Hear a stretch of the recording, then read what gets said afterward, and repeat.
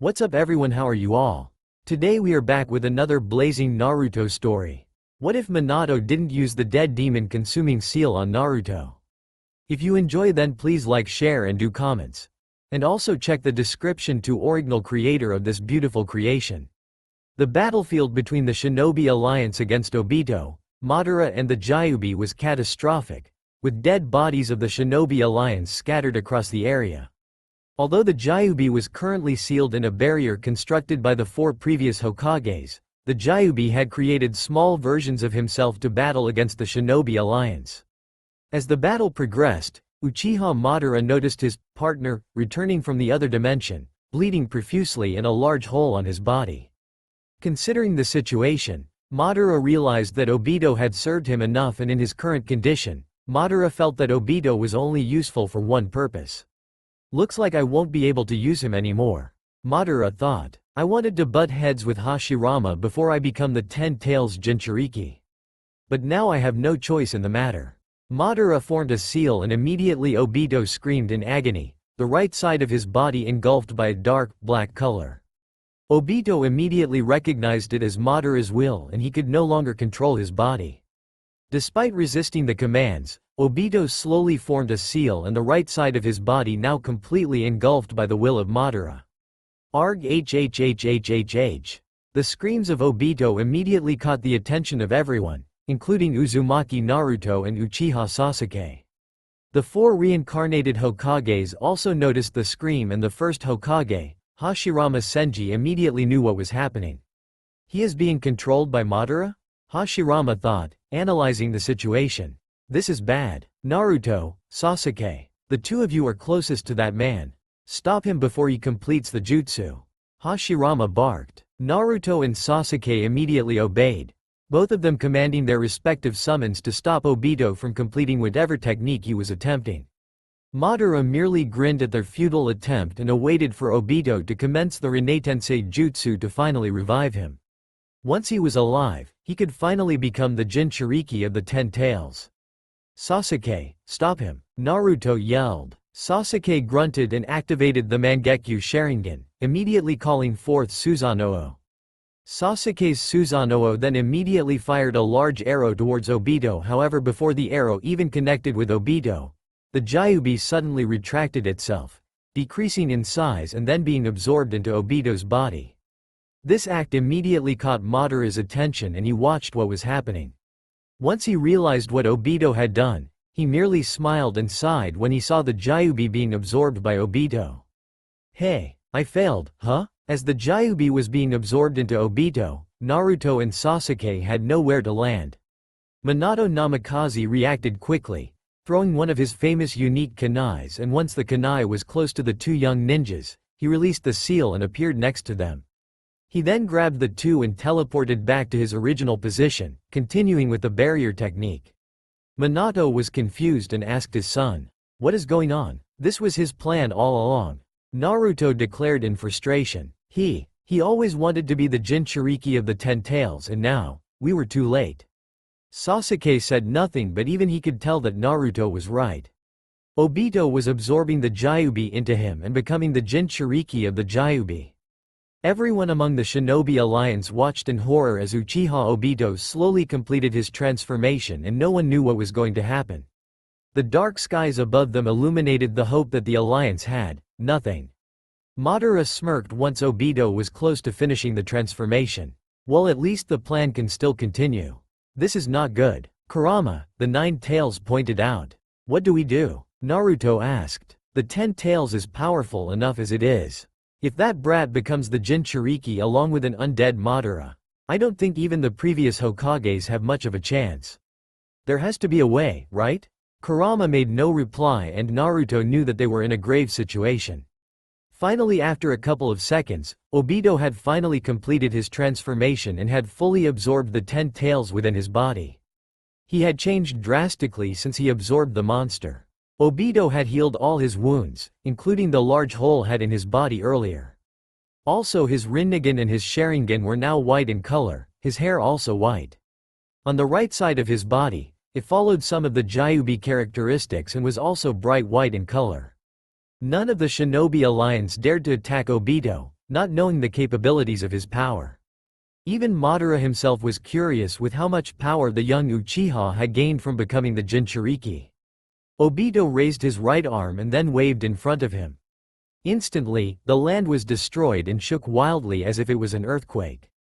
The destruction and power was so great that it threw a large number of the Shinobi Alliance off their feet, landing a couple of 100 feet away despite their distance between Obito and them.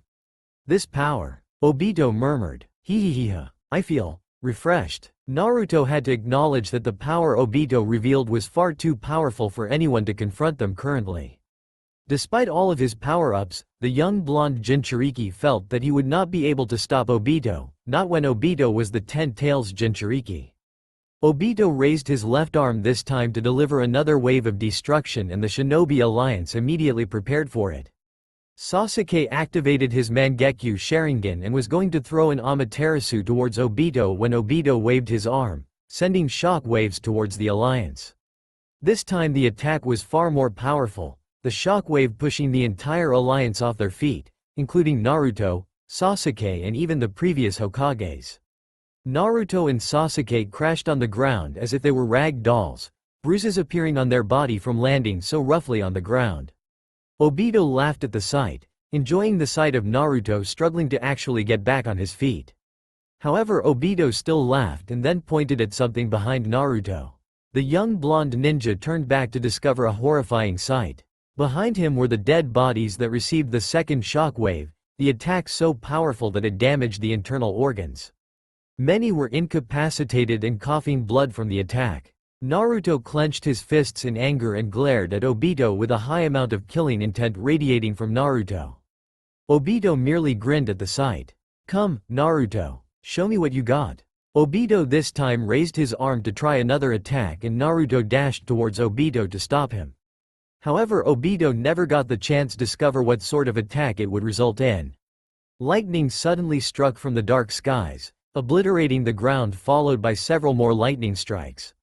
The sound caused by the lightnings were deafening, echoing throughout the battlefield. Obito himself found this odd, watching the lightning strike several more times before it stopped. Then from the dark skies, a small gateway appeared, and from the gateway, a man with dark, spiky blue hair appeared from the gateway. The man with blue hair stepped out of the gateway, surveying the battlefield. Obito, Madara and the Alliance all stared at the man, confused at the sudden appearance. The man had a large sword strapped onto his back about 5 feet long and 3 feet wide and had a large, strange symbol placed on the blade. The man shook his head in disappointment when he checked his surroundings and his sight landed on Uchiha Madara. Those eyes, the man thought. No doubt about it. He must be a descendant of what he came to be known as Raikudo Sannin. The situation is much worse than I thought.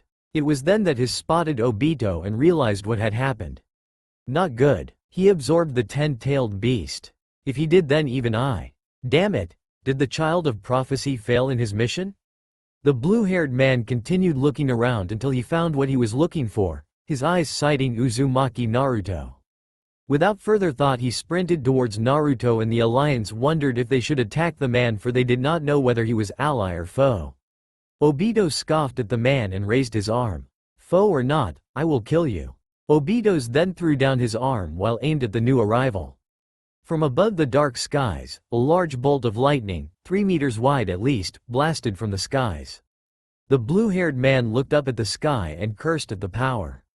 "You can already use such power," he cursed, grabbing his blade and activating the weapon. Immediately his large sword was surrounded by lightning green in color and defended himself from the lightning blast.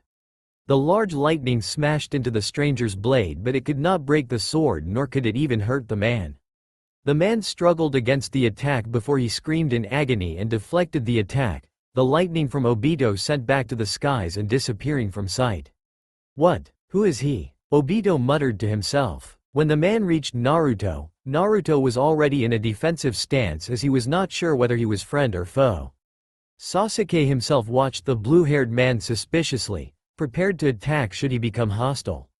"You are Uzumaki Naruto, correct?" the man asked. "Who are you? Answer my question. Time is of the essence."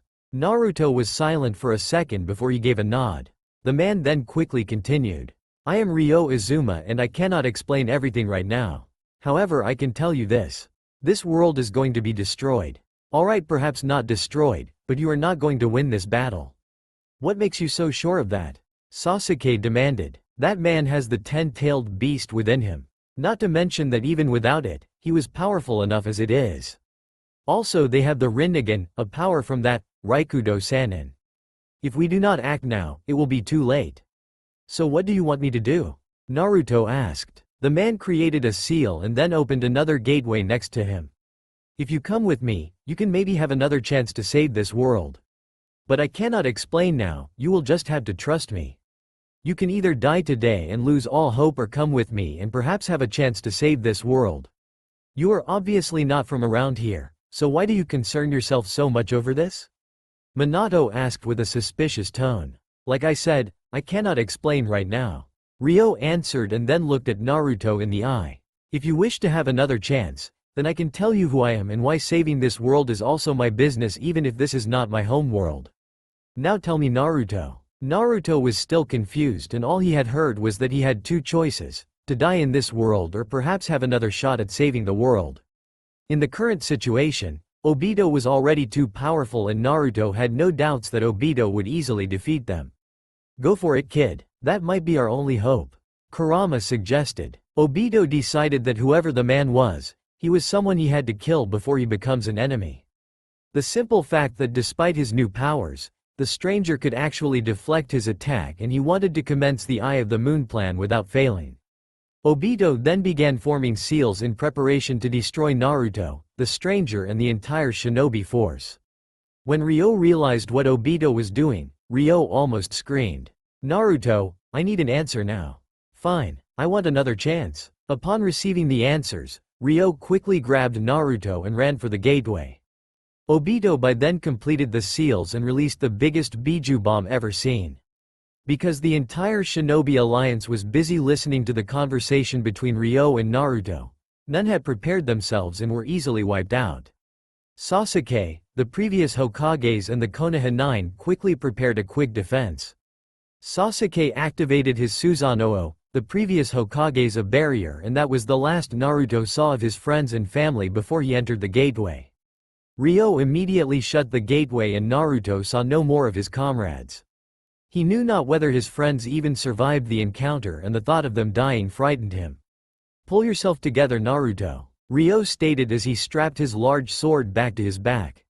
Naruto then realized he was in a pitch black area with several more gateways surrounding them. Whoever Ryo was, Naruto realized that the man was definitely not from his world. Alright then, Naruto, as you should have guessed, I'm not from your world. However, there is no doubt that your world cannot be saved and the destruction of your world is something I cannot allow to happen. Ryo explained. Who are you anyway? Why is the destruction of my world of such concern to you? Ryo said nothing for a few seconds before he answered.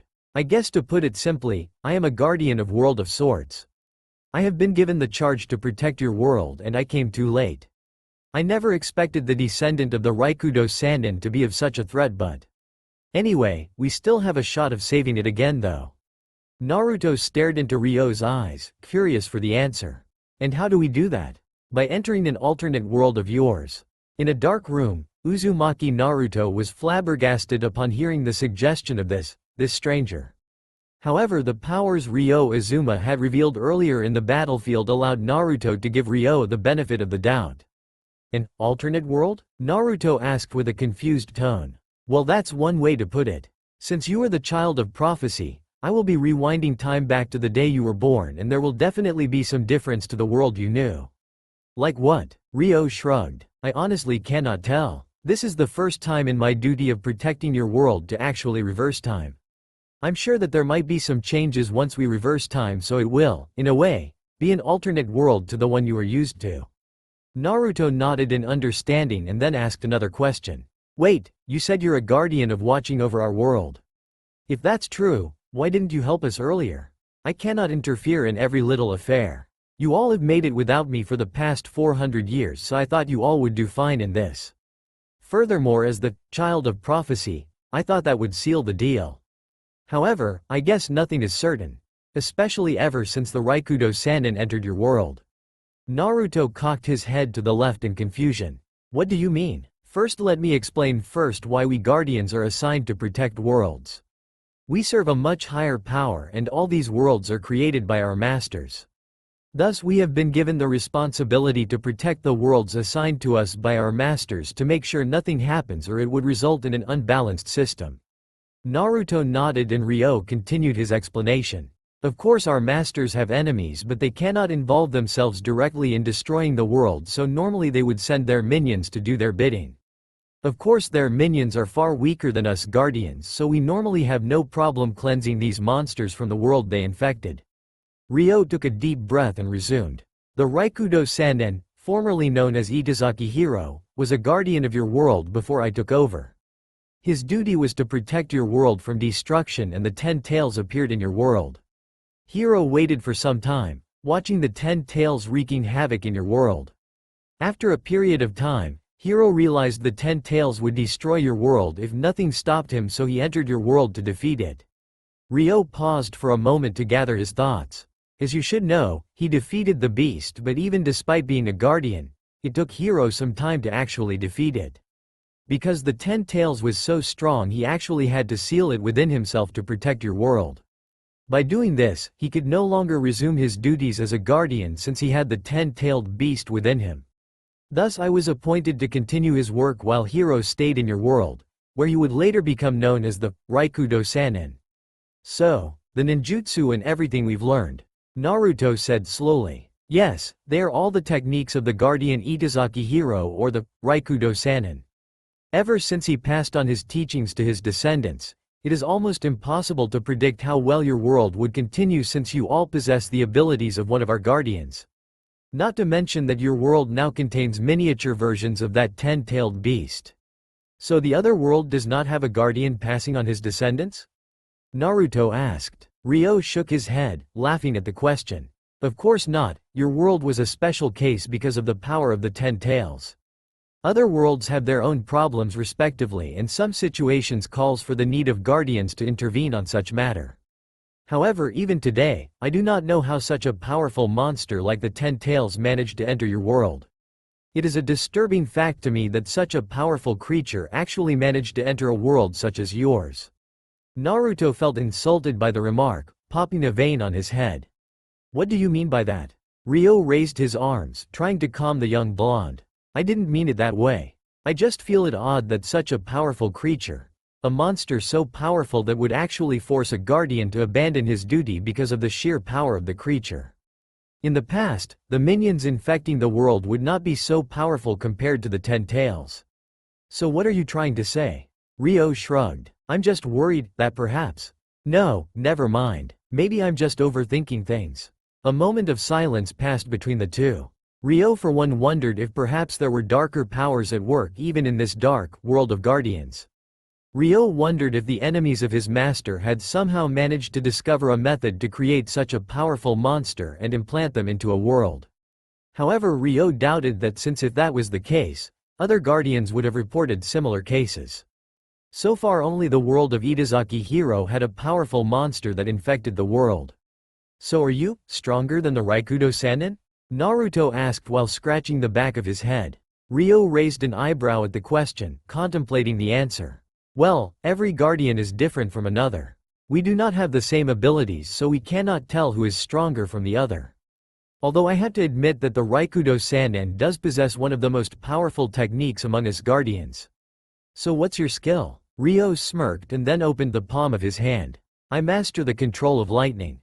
So as to prove his point, Ryo then created a ball of lightning in the palm of his hand.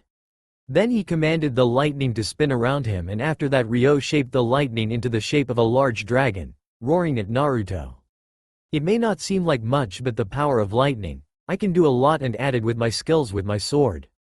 Naruto rolled his eyes. Alright, fine, I get it. So how do we set things right? How do I get to save my world from destruction? Ryo dispelled the lightning dragon and returned to the issue at hand. Like I said, since you are the child of prophecy, I can bring back time from anywhere until to the day you were born. Any further would be impossible unless I brought someone else that had lived before you. Then why didn't you bring Kakashi-sensei? Naruto demanded. His teammate was Obito. If you brought him, you could go to his timeline and stop Obito from becoming evil. Cut me some slack, Naruto. Ryo replied. Firstly, Kakashi was in another dimension when I dragged you into this dimension. Also, I have no time to actually watch your world all the time, so I do not know everyone's names. Besides, it's too late now and I only got you, so we will have to make do with that. Besides, you have a part of the 10 tails within you, isn't that right? Watch how you refer to me, human. Kurama hissed in anger. However, Ryo showed no fear, smirking at the threat. That kind of saying may have worked on the lower ones, but I'm a guardian, 8 tails. I'm the 9 tails, you idiot. Ryo blinked a few times, feeling like an idiot. Even Naruto's sweat dropped from the idiocy of this so-called guardian. Shut up. It's just a one-time mistake. Ryo retorted, although it was clear to Kurama and Naruto that Ryo knew nothing of the beasts. Forget it. Anyway, Guardian, what's the plan? How do we stop from letting the bastard 10 tails from destroying the world? Naruto then had a thought pop into his mind. Hey, and will Kurama be fine? I mean, he is part of the 10 tails, so if we go back into an alternate world. Don't worry, Kurama will still be Kurama. While it is true he is a part of the 10 tails of your current world, Kurama is still a being by itself. Therefore, even if we reverse time and move into an alternate world, Kurama will still hold some memories of this previous world. Although it might take some time for the two of you to remember. What do you mean by that? Well, reversing time is not something us guardians do, it is still an experimental sort of technique. There may be some bugs, such as taking some time to recover your memories. Ryo clarified. Naruto and Kurama were silent for a moment before both burst out in anger. What's the point in turning back time if we might get back our memories too late? Kurama roared. Yeah, then we won't be able to prepare ourselves for the upcoming events. Naruto added in. Both of you, calm down? Ryo said slowly, although Kurama and Naruto ceased to listen. It took another 2 minutes before the two finally calmed down. While it is true that it might take months, perhaps even years before the two of you regain your memories, I will be there watching over. Worst comes to the worst, I will train Naruto personally until he regains his memories so that he will still be strong by the time he becomes a genin, is it? Naruto's sweat dropped at Ryo's lack of knowledge of the ninja system. You really don't watch over our world much, do you? Can we drop that, please? Look, this time I will be living in your world to make sure your world will be safe, so don't worry. Ryo stated. After a moment, he took his sword from his bag and touched the strange seal he had on the blade. Alright, I'm going to reverse time now. Give me a minute. Naruto and Kurama sighed but decided to trust Ryo. After all, their old world was probably now under the Eye of the Moon's plan by now, and the only one they could trust right now was Ryo.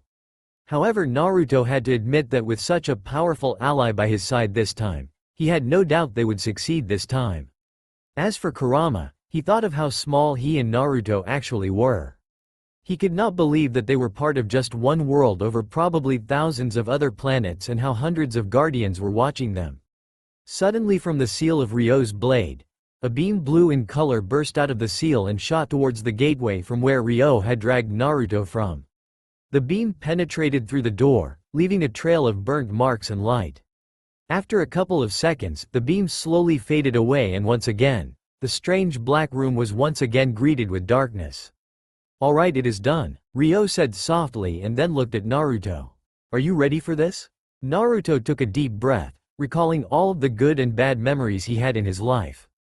He recalled all of the major events, his graduation from the academy, the death of the third Hokage, meeting his father, mother, and then the fourth ninja war. His latest sweet memory was when he finally accepted Hinata's support she carried for him all these years, and he regretted he could not share an intimate moment in the previous world. Now he hoped to change that with his second chance. I'm ready, Naruto said with a look of determination in his face.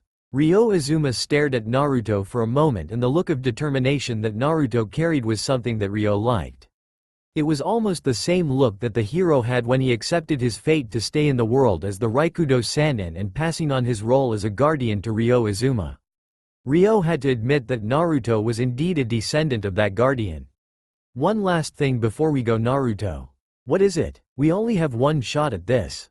Ryo stated plainly. I can only reverse time this one time.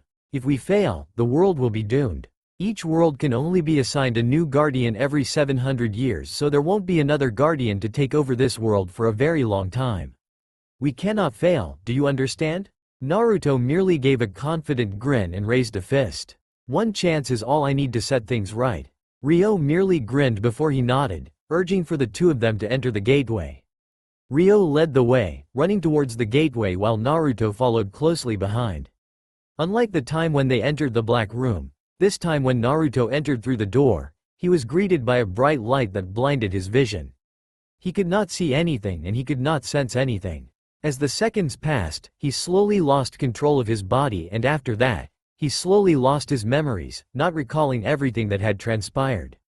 Grassland. Not far from Konoha, a couple of ninjas patrolling the area on an ordinary day. The sun was already close to setting and the ninjas were looking forward to a change in their shift. Two Konoha Junins were chatting with one another to pass up the time, talking about their family lives when out of nowhere, a lightning suddenly blasted nearby, shocking the two Junins despite their ninja reflexes. What the hell was that? One of them said in shock. Before his friend could reply, another struck the land once more, forcing the two Junins to hop behind and even drawing their kunais. They knew this was not normal and prepared for something to occur. Then suddenly, a gateway appeared before them and a few seconds later, Ryo Azuma appeared through the gateway. Alright, now where the hell am I? Ryo asked himself, surveying his surroundings when he noticed the two Junins eyeing him suspiciously. Hey, can you tell me where I am? Who are you? The Junins asked, never lowering the kunai. If you're hostile, we'll kill you before you can do anything. Ryo rolled his eyes and knew he had no time to waste. He was about to just walk away when he noticed the headband that the two Junins were wearing and knew they were Konoha ninjas, the same headband that Naruto was wearing. He now knew he was at least close, but now he needed to know where Naruto was. Hey, any of you know Naruto? Ryo questioned. We have no obligation to answer that. One of the Junin replied. Until you tell us what you're doing here, we won't let you go. Ryo realized this was not going to progress any further. Listen, just take me to your leader. What's it called? Hokage was it? Like I said, we are not going anywhere until you tell us who you are and what you're doing here. The Junin on the right cried. The other Junin then added in, besides the Hokage is busy right now. His wife is going to go into labor, so. Shut up, you idiot, the Junin hissed. Ryo's eyes widened when he realized now where Naruto was. He had reversed time to when Naruto was going to be born, so no doubt that Naruto was the Hokage's son. However, he had no idea where the Hokage was, and nor did he even know how he was going to find him. Still, he at least had a clue, so he needed to act now. Alright, thanks for the info. I'll just get to Konoha then. Ryo sprinted to his right, guessing that was where Konoha was since he could see a very large wall in the distance.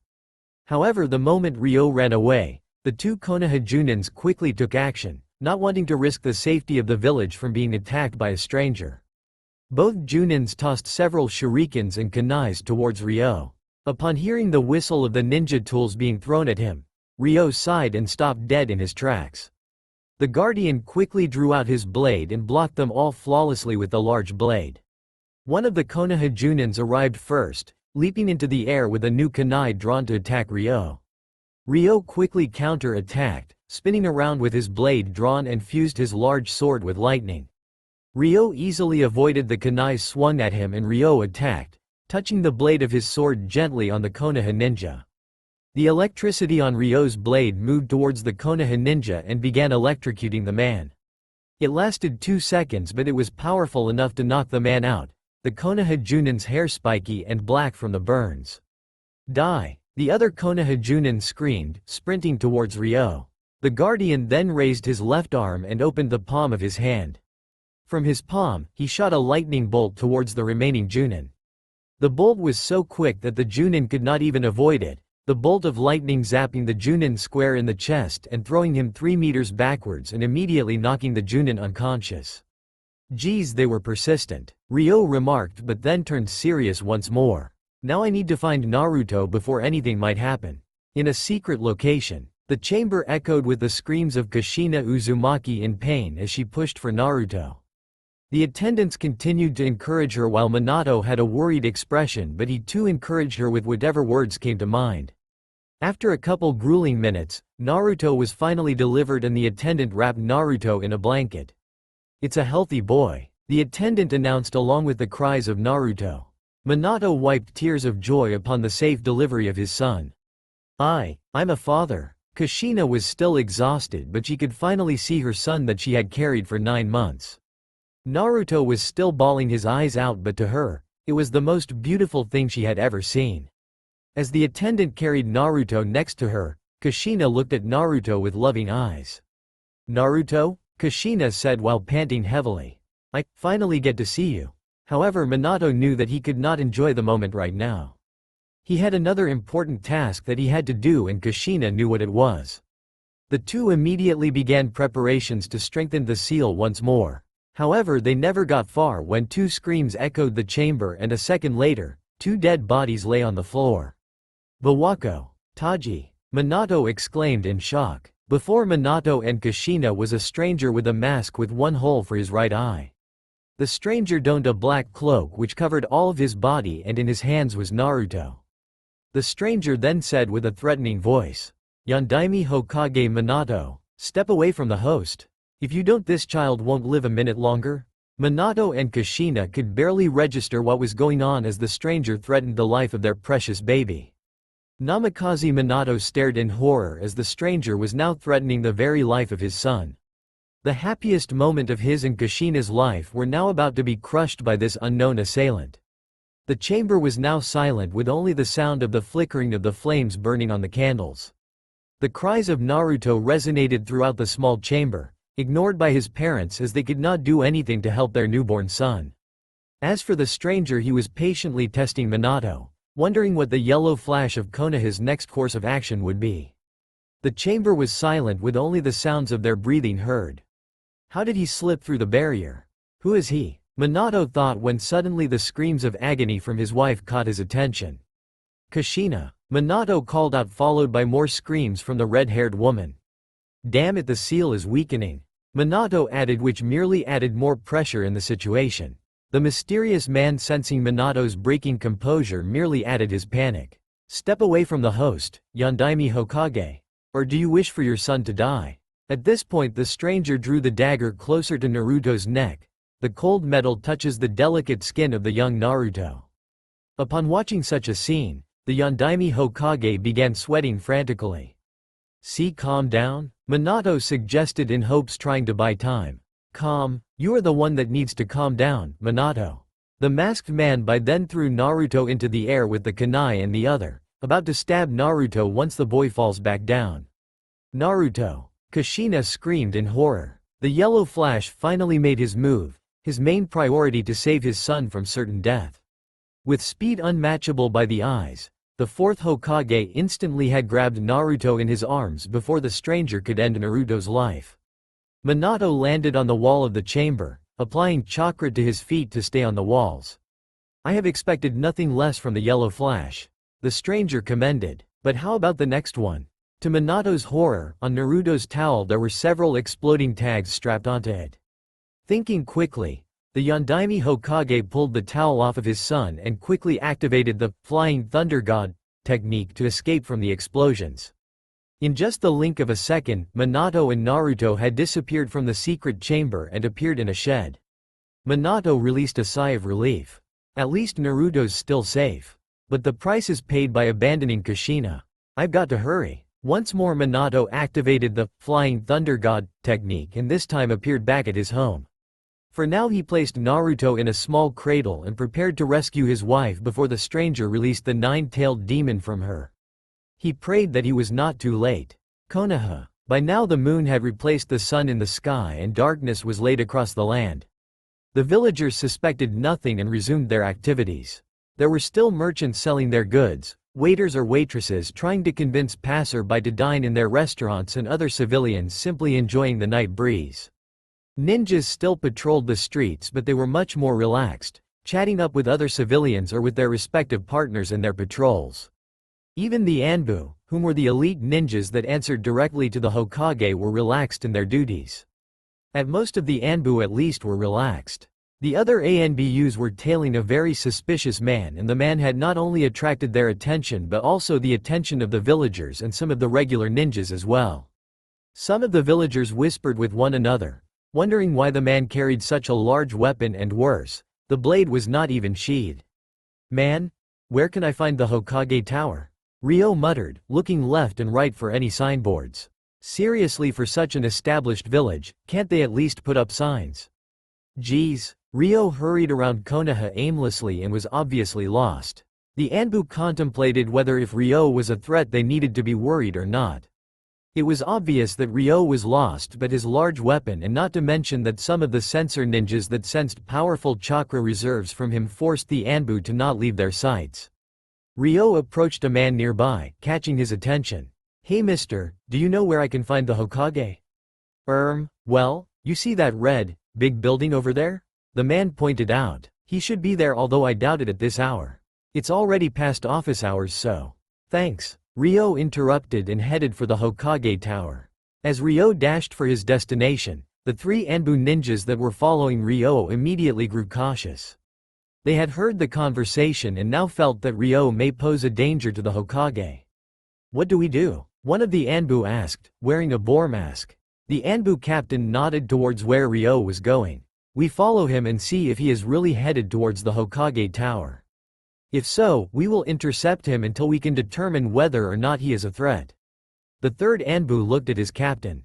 "A threat? Yes, if he is an assassin we will have to kill him." The Anbu captain replied. "An assassin?" the Anbu with the boar mask said in disbelief. "But, isn't it kind of foolish for an assassin to stroll in just like that?" The Anbu captain chuckled as he and his subordinates trailed Ryo. "Assassins can work in a lot of ways to avoid the guards. We cannot allow him that opportunity." "Then what are we waiting for?" the third Anbu, wearing a hawk mask, asked. "If he could be an assassin, shouldn't we take action now? We do not know this man's motive and we will follow him until we must act. However, if we still do not know what he plans to do by the time he reaches the Hokage Tower, then we will act whether we know what he plans to do or not." With the plan laid out, the three Anbu continued to follow Ryo silently like a cat on the rooftops, watching from the shadows and using the covers of the darkness. It took Ryo only a few more minutes before he finally arrived at the Hokage Tower. However, there were no lights within the building and Ryo doubted the Hokage was still present. Still, he needed to check whatever leads he had regarding the location of the Yondaime Hokage. Finally Ryo arrived at his destination, the large red Hokage Tower before him. Above the Hokage Towers, Ryo could see the large statues depicting the past and current Hokages, all whom he recognized when he saw them briefly at the Otherworld when he offered Naruto another chance. The statues definitely replicated their images and all of them had died. Ryo found that fact saddening. Once Ryo took a step forward towards the entrance of the Hokage Tower, the three ANBUs jumped from their hiding place and landed right in front of Ryo, standing in his way. "I'm sorry, but I can't let you pass," the Anbu captain declared with his arms on his chest. Ryo raised an eyebrow, eyeing the entrance behind the Anbu. I really need to meet with the Hokage." "And what is the reason?" Ryo hesitated, not wanting to reveal that he had come from a different timeline. Ryo reasoned that even if he told them the truth, he doubted they would believe him. He felt that only the Hokage would believe him once Naruto also sides with him, assuming the boy had his memories. At least then he could link Naruto's mind with his father and explain things from there. However, the Anbu here, "I'm sorry, but it is classified information," Ryo answered. "Now if you can just step aside." The Anbu all stayed firm, two of the Anbu even drawing their katana out. "If you will not tell us why, we will assume you are hostile. We shall not let you pass," the Anbu captain warned and grabbed the handle of his katana. Ryo considered what his next move was. It was obvious that the Anbu would not let him pass, and if he forced his way through, it might attract too much attention. Then again, he had no time to play negotiation, and once he found Naruto, perhaps they could explain what was going on. "Sorry guys, but I need to see the Hokage," Ryo said once more, drawing his gigantic blade from his back. "I'm not here to hurt the Hokage, so rest assured." So if the Anbu all had enough and charged towards Ryo with their katana drawn. Ryo cursed and infused his sword with lightning, swinging his weapon wildly. The Hawk Mask Anbu tried to block the blade against Ryo, but with lightning infused with the blade, Ryo easily broke the blade and slashed the Anbu's shoulder, wounding him. "You'll pay for that," the Boar Mask Anbu shouted. Ryo lifted his blade and attacked as if he was swinging a club. With the large sword, the sight was frightening and the Anbu ninja could do nothing but block the attack. Ryo's weapon and the Boar Mask Anbu clashed against one another, but this time Ryo could not break through the weapon. "What the?" Ryo sputtered in confusion. It was then that Ryo noticed that the Anbu also had infused his blade with lightning, neutralizing Ryo's lightning. While still locked against Ryo, the Anbu threw a kick at the Guardian, but Ryo avoided it and then opened the palm of his free hand, charging a lightning bolt. The Anbu ninja saw the danger he was in, but it was too late, Ryo releasing a lightning bolt and blasting the Anbu away, knocking him out instantly. "You're good, stranger," the Anbu captain complimented as he drew his katana. It is rare for someone to throw powerful lightning-type techniques without forming any seals. "We can avoid this meaningless fight. Let me speak with the Hokage," Ryo pleaded, but the Anbu captain was firm in his duty. "Until you tell me what it is for, I cannot allow that. It is my duty as the personal ninjas of the Hokage," the Anbu captain answered. With that, the Anbu captain sprinted towards Ryo. The Guardian swung his blade vertically, but the Anbu captain dodged it by jumping into the air and landing behind Ryo. However, Ryo was quick, spinning around with his blade as if he was a hurricane. The Anbu captain was skilled, however, hopping back quickly and forming seals at the same time. Fire release. Grand fireball technique. The Anbu captain pushed aside his mask for a moment and released a giant fireball towards Ryo. The Guardian grunted and then threw a ball of lightning green in color at the large fireball. The ball of lightning then slowly but surely absorbed the fireball and floated still, not moving. Ryo ran towards the green ball of lightning and smashed it like a ball, sending the ball of lightning towards the Anbu captain. The Anbu captain was surprised by the move and rolled to his right, the ball of lightning sailing past him and smashing on a nearby building. The moment the lightning ball crashed on the building, the impact also released flames from the ball of lightning and electricity.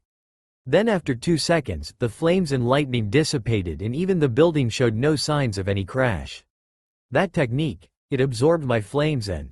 Ryo nodded with a grin. "Yes, it can absorb techniques and then release them once it dispels." The Anbu captain was impressed, but it merely added fuel to how much of a threat Ryo was.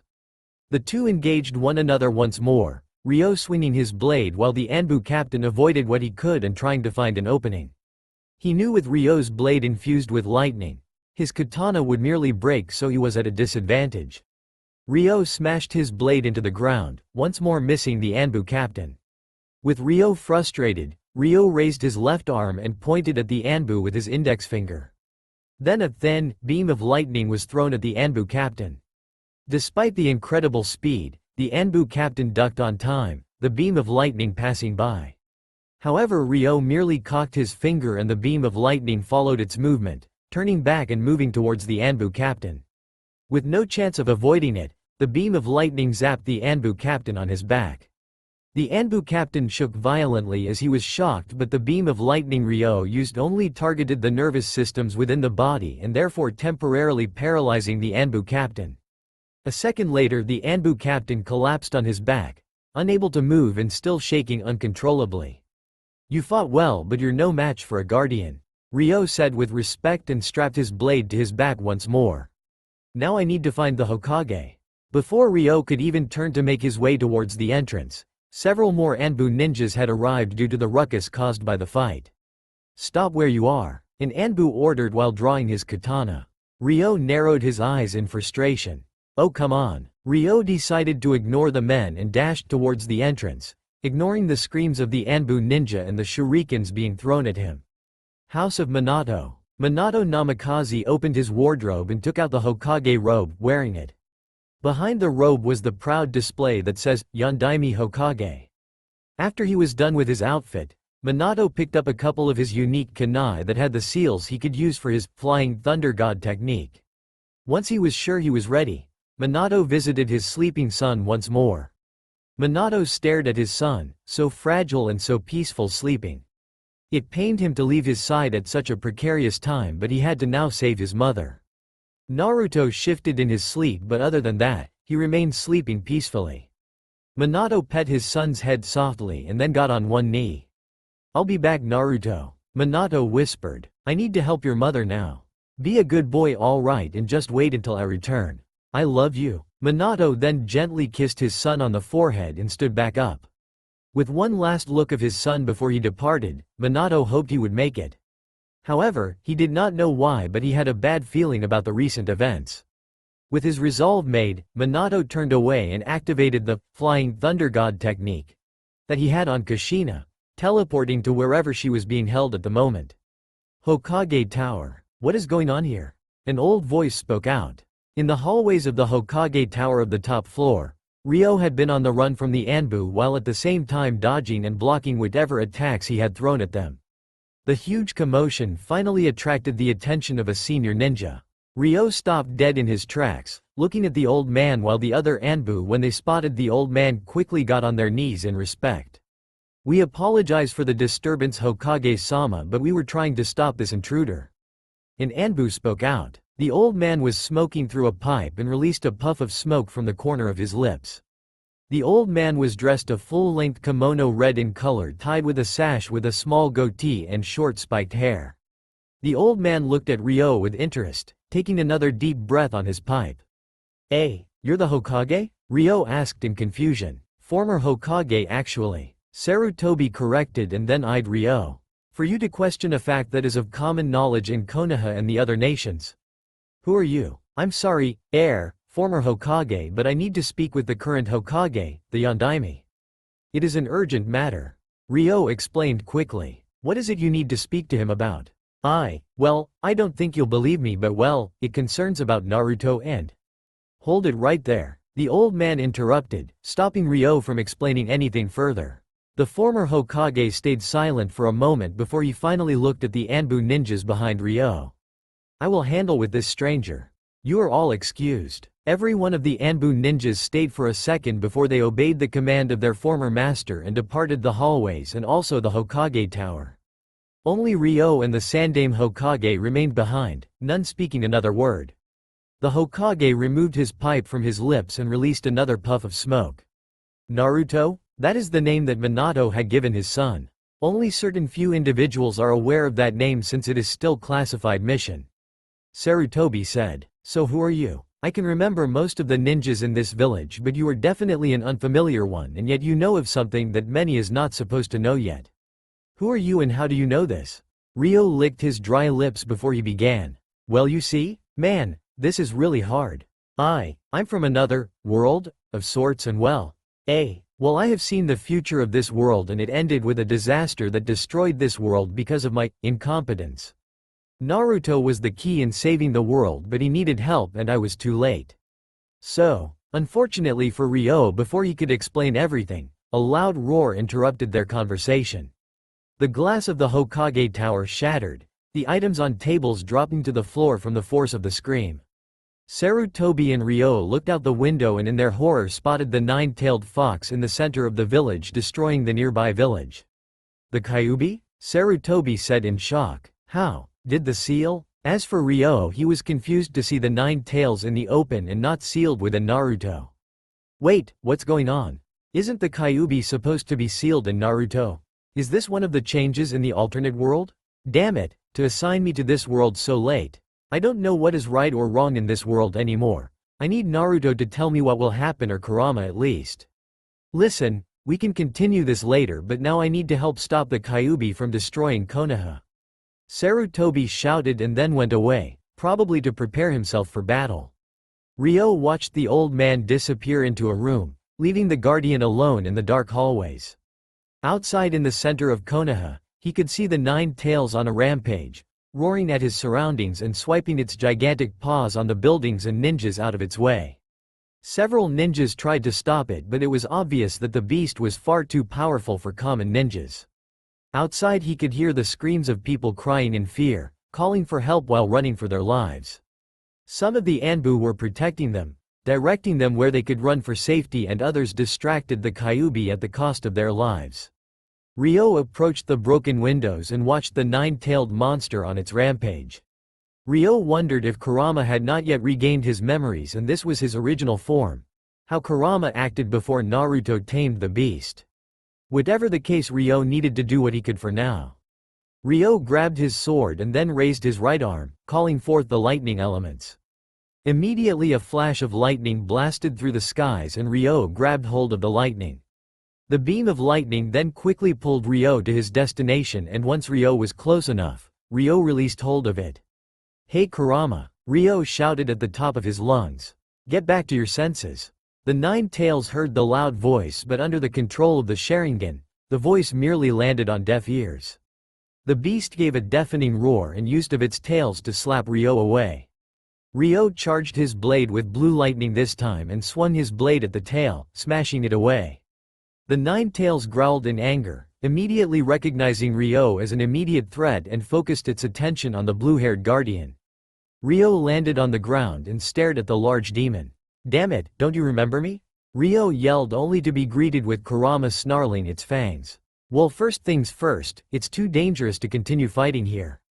There are many lives that will be harmed here," Ryo thought. The Nine Tails growled in anger and attacked with its paw but Ryo easily parried it with his blade. Ryo then began channeling his energy into his sword. The blade infused with so much blue lightning that there was no more trace of the sword and the blue lightning sparkled brightly. Ryo then avoided another swipe of the paw and jumped into the air. Ryo charged for the attack and then swung his weapon as if it was a baseball bat, smashing the blade into the right muzzle of the Nine Tails. The force was so powerful that it threw the Nine Tails off its paws and hinds and sailed backwards. Ryo landed on his feet panting heavily and his blade had lost the blue lightning it had earlier. "That took up a lot more power than I thought," Ryo thought in his mind. "The blue lightning really takes up too much but it was the only way to force the Kyuubi out of the walls of Konoha. Man, how the hell did that Raikudo Sannin actually fight the 10 Tails?" The 9 Tails crashed outside the walls of Konoha, injured heavily from the attack but it quickly got up and delivered another roar of anger. It then began charging up a Biju bomb, a black sphere slowly appearing on the outside of its mouth. Every high-level ninja recognized the dangers of the Biju bomb and wondered what they were going to do. Ryo already had used up quite a bit and although he could if he had energy, Ryo needed more time than usual. "Great, now what do I do?" Ryo thought helplessly. Statue of Hokages. Unknown to everyone, Minato Namikaze had witnessed almost everything since the Kyuubi appeared. Earlier he had just rescued Kushina from being smashed into a pancake by the Kyuubi but he failed to stop the masked man from releasing the Kyuubi. Thankfully his wife was still alive thanks to the power of her bloodline as an Uzumaki. After he rescued her, he then teleported back home with his wife and laid Kushina next to their son, Naruto, whom was still sleeping peacefully. Although it was a touching moment and Kushina thanked her husband for providing her some time to be with her son, Minato still had a job as the protector of the village of Konoha. Minato was surprised however by the blue-haired man whom appeared out of nowhere and rode on a beam of lightning. To top it off, he actually challenged the Kyuubi and managed to whack the Kyuubi out of the walls of Konoha. Whoever the stranger was, Minato knew he had to meet with him if he survives the night. From outside the walls, the Kyuubi fired a Biju bomb aimed towards the village.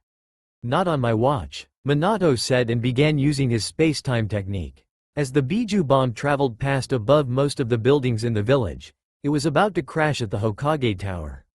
Suddenly the Biju bomb entered a sort of black hole, being absorbed slowly and then completely disappears. Minato then aimed it at some mountains far away from Konoha and opened the black hole once more. From there, the Biju bomb reappeared and exploded in the distance. Despite being so far away, Minato and everyone in Konoha could feel the shockwaves and power of the Biju bomb, the whole infrastructure of Konoha shaking. Alright, now that that's dealt with, I need to find the Sandaime Hokage and let him know what is going on, Minato thought. Unknown to Minato, the masked man had silently appeared behind Minato by coming through from under the statue. The masked man could dematerialize and thus pass through solid ground. As sneakily as he could, the masked man reached out with an open arm to grab hold of Minato. Nevertheless, Minato was a highly skilled ninja and the current Hokage of Konoha, so he immediately sensed the masked man appearing from behind. Minato grabbed his unique kunai and swung his kunai in an arc. Regrettably for Minato, the masked man once more dematerialized himself and Minato's kunai slipped through the man as if he was a ghost. Once Minato had slipped through, the masked man solidified himself and grabbed hold of Minato. It's over, Yondaime Hokage. Quickly the masked man began to absorb Minato into his eye. Minato, recognizing the danger he was in, quickly activated the Flying Thunder God technique and disappeared into thin air. I need to warp him faster, the masked man remarked to himself, cursing his speed. The masked man then looked in the distance at his mind-controlled Kyuubi rampaging against the other ninjas outside the walls of Konoha. He had hoped the beast would create more damage inside the city for a better distraction, but the arrival of the blue-haired man pushing the Kyuubi away was not what he had expected. Even now he could see the blue-haired man joining the fight, causing trouble for the Kyuubi. He seems troublesome. Outside of Konoha walls, the ninjas of Konoha all did what they could to injure the monster, but the regenerative factor of the Kyuubi was too strong. Ninja tools could barely hurt it, and the Kyuubi merely healed up the injuries it sustained from other ninjutsu. Sarutobi was now dressed in his battlesuit, a black jumpsuit with an armor helmet with a chainmail beneath the jumpsuit. He instructed the ninjas what to do to defend Konoha.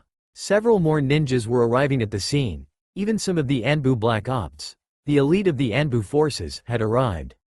What are your orders, Hokage-sama? A nearby Anbu Black Opt asked. Do as much damage as you can against the Nine Tails until the Yondaime arrives. We need to buy him more time, so until then, do what you can with your lives. Sarutobi barked out and every shinobi nodded and obeyed. Ryo was already engaged against the Kyuubi, landing several cuts on the Kyuubi only for the legendary beast to heal up the damage. The Kyuubi roared and tried to bite Ryo, but the blue-haired guardian released several lightning blasts at the Kyuubi, 3 of the lightning blasting on the Kyuubi. This was followed up by several more ninjas throwing their own attacks, hurting the Kyuubi a little. Some were even cheering on Ryo, although they knew nothing about him.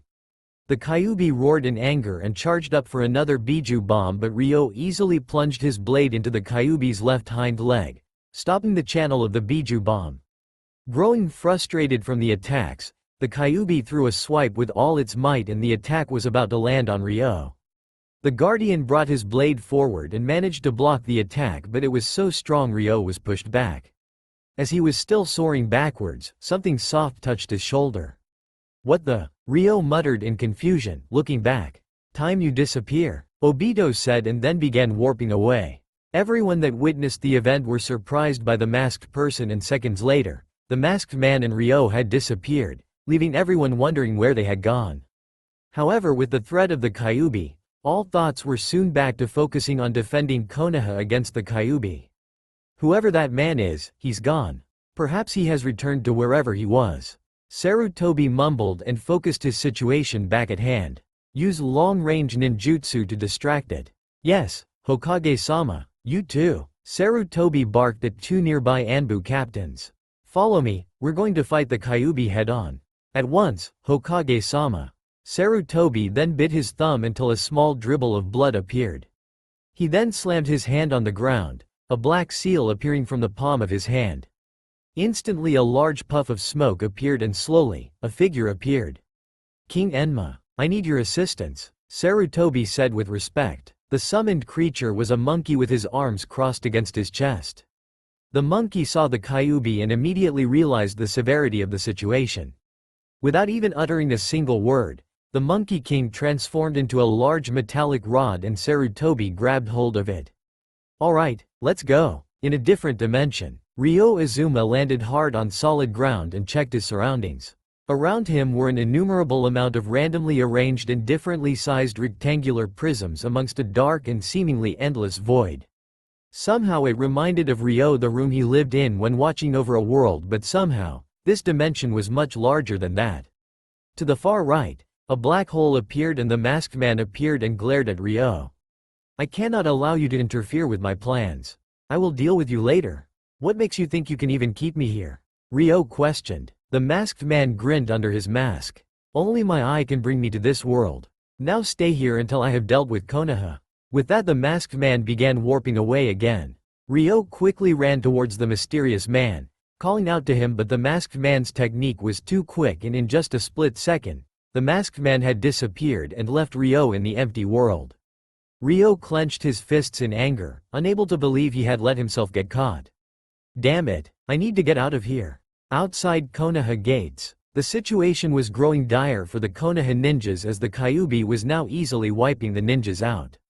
Many were wounded with heavy injuries, even more were laying on the ground dead. Sarutobi was the only one remaining engaging the Kyuubi with his partner King Enma, but it was not enough. The other Konoha ninjas were helping the wounded back into the gates while the Anbu Black Ops supported the Sandaime Hokage from afar. The Kyuubi roared victoriously, swiping at the old Hokage. Sarutobi grunted in pain as he blocked the large paw of the Kyuubi using Enma. I can only take so much, Sarutobi. King Enma warned, bleeding slightly from blocking the attack. Be careful how you use me. Noted. Just as Sarutobi was about to prepare for his next assault, he spotted a familiar figure standing on the walls of Konoha. The appearance of the man brought great relief to him, and the other ninjas that also saw him cheered at the arrival of their savior. Yondaime Hokage, Minato Namikaze, had finally arrived. Minato leapt from the walls and soared high into the air. The Kyuubi with its Sharingan-controlled eyes followed Minato, prepared to slap Minato away as if he was a fly.